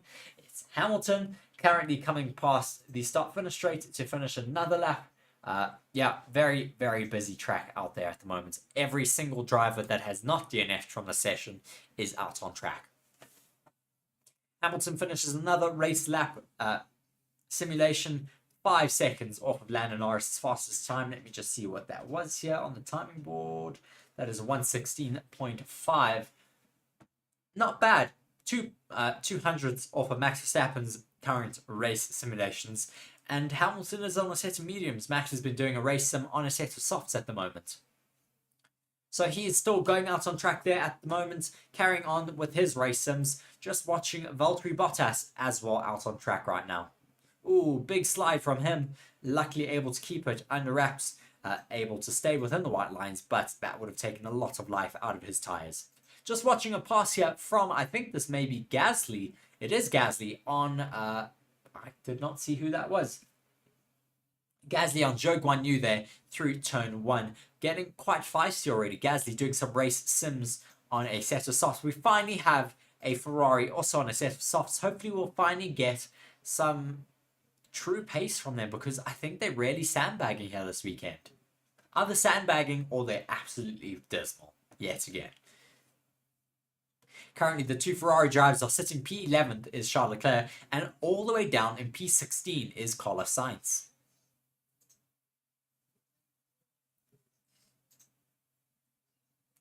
Leclerc currently coming through that first sector. Let's see what his lap time is going to be for this first sector. I think he may still be on a race simulation, so don't get your hopes up too much, Ferrari fans, as he does not improve his personal best in that first sector.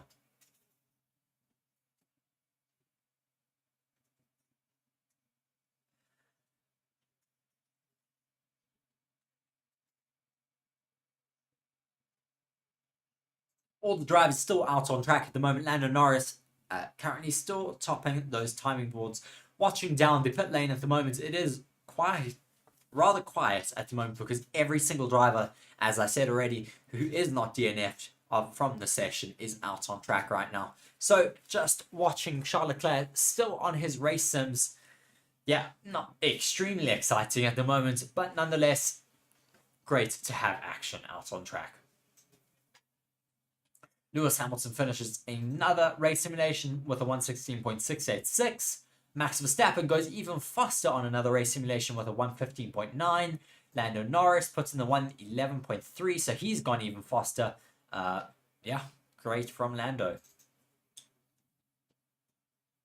Lando Norris finishes another lap time.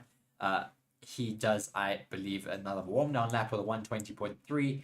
So quite a lot of action out there on track. Please do let me know who you are supporting for this race weekend. Of course, 55% saying Max Verstappen would have been quicker in this FP2 session. And I think we're all quite pleasantly surprised that we're wrong there with that prediction, because Lando Norris quite comfortably up in first place, albeit 0.023 seconds up on Max Verstappen's time. He's still in first, and that is all that matters. Currently following Yuki Tsunoda coming through that middle sector. He has been having some great pace at the moment, up in 5th place, ahead of Pierre Gasly, his former teammate, above Sergio Perez in the Red Bull main car. So that is surely a bit of a shocker to see Yuki Tsunoda ahead of Perez already so early on in this race weekend.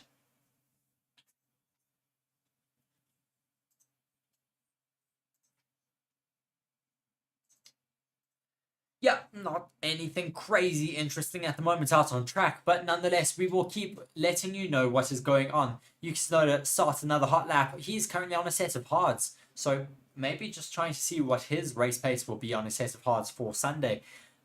Yeah, those hards have seemed to be quite comfortable out there on track, especially for one lap runs. They seem to be quite fast, so we could see those making an appearance on Sunday, as opposed to using a set of mediums, because these hards, of course, have similar pace in terms of the mediums, but are, of course, able to last way, way longer than a set of mediums. The tyres this race weekend are quite hard, though, so we could see people being able to go longer than expected on those soft tyres, because our soft tyres for this race weekend are some of the hard tyres for other weekends. But, of course, at this track, there is high degradation that is always predicted around here, because of the nature of the track, the undulation, the really tight and twisting corners, the slow corners and fast corners. And that really does take it out of these tyres. Pirelli, yeah, still trying to get to grips with tyre degradations with their Pirelli tyres.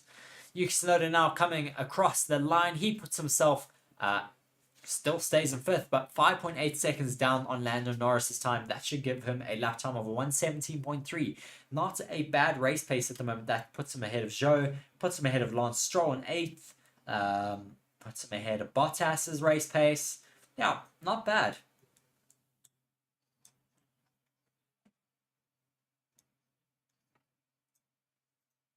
Two minutes and 30 seconds left of this session. Mark is busy setting up the next session for all of you guys. Looking a little bit worried there because he's trying to get it done as quickly as possible, but it will be ready for you guys. So we'll go into a review session straight away. Do not move. The stream will take you across the next session automatically.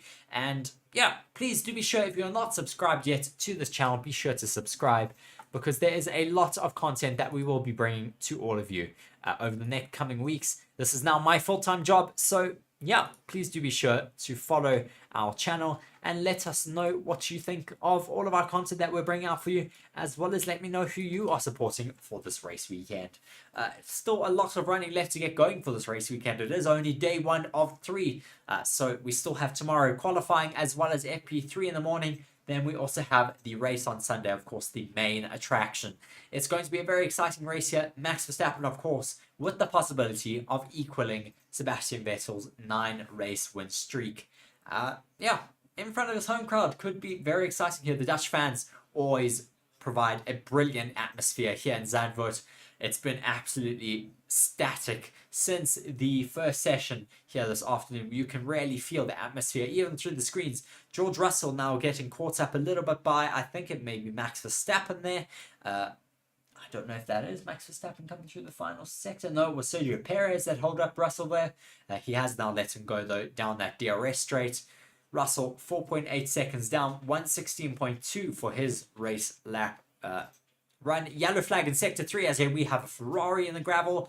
He's able to keep going, though, luckily, so he has not caused any damage to his car.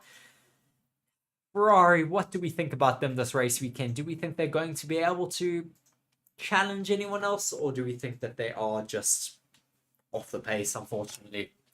PDC saying he is supporting Mercedes. Great team to support you at the moment. They certainly seem to be getting to grips with their side pod concepted car.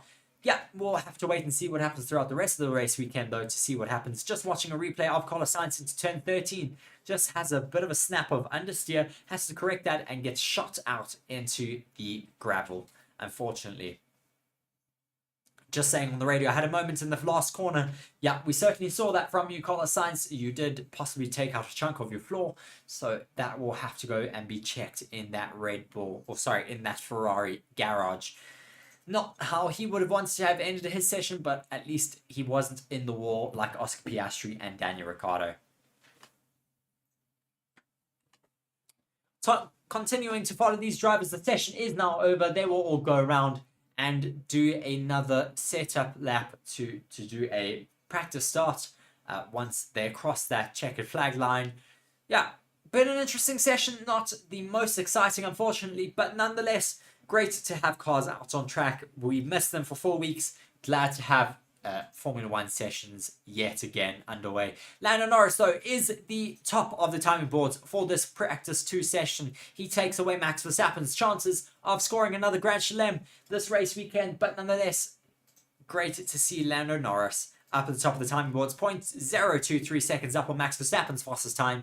Then in third place, we have Alex Albon. That's certainly a bit of an outlier that we didn't expect to see there this race weekend. Albon up in third. We'll certainly be watching him very, very closely for the rest of this race weekend. Hopefully, he'll be able to provide us some great action on Sunday yet again. Hamilton down in P4.3 seconds off the back of Lando Norris' fastest lap time. Then 5th is Yuki Tsunoda, 6th Gasly, 7th Perez, Lance Stroll 8th, Bottas 9th, Alonso 10th, Leclerc 11th, Sargent 12th, Ocon 13th, Russell 14th, Zhou 15th, Sainz 16th, Magnussen 17th, 18th is Hulkenberg, and then we have Piastri and Ricciardo, who did get laps out in the beginning of the session, but then both ended up crashing out at the same time, and yeah, ruined their chances of getting any running done on this Friday afternoon.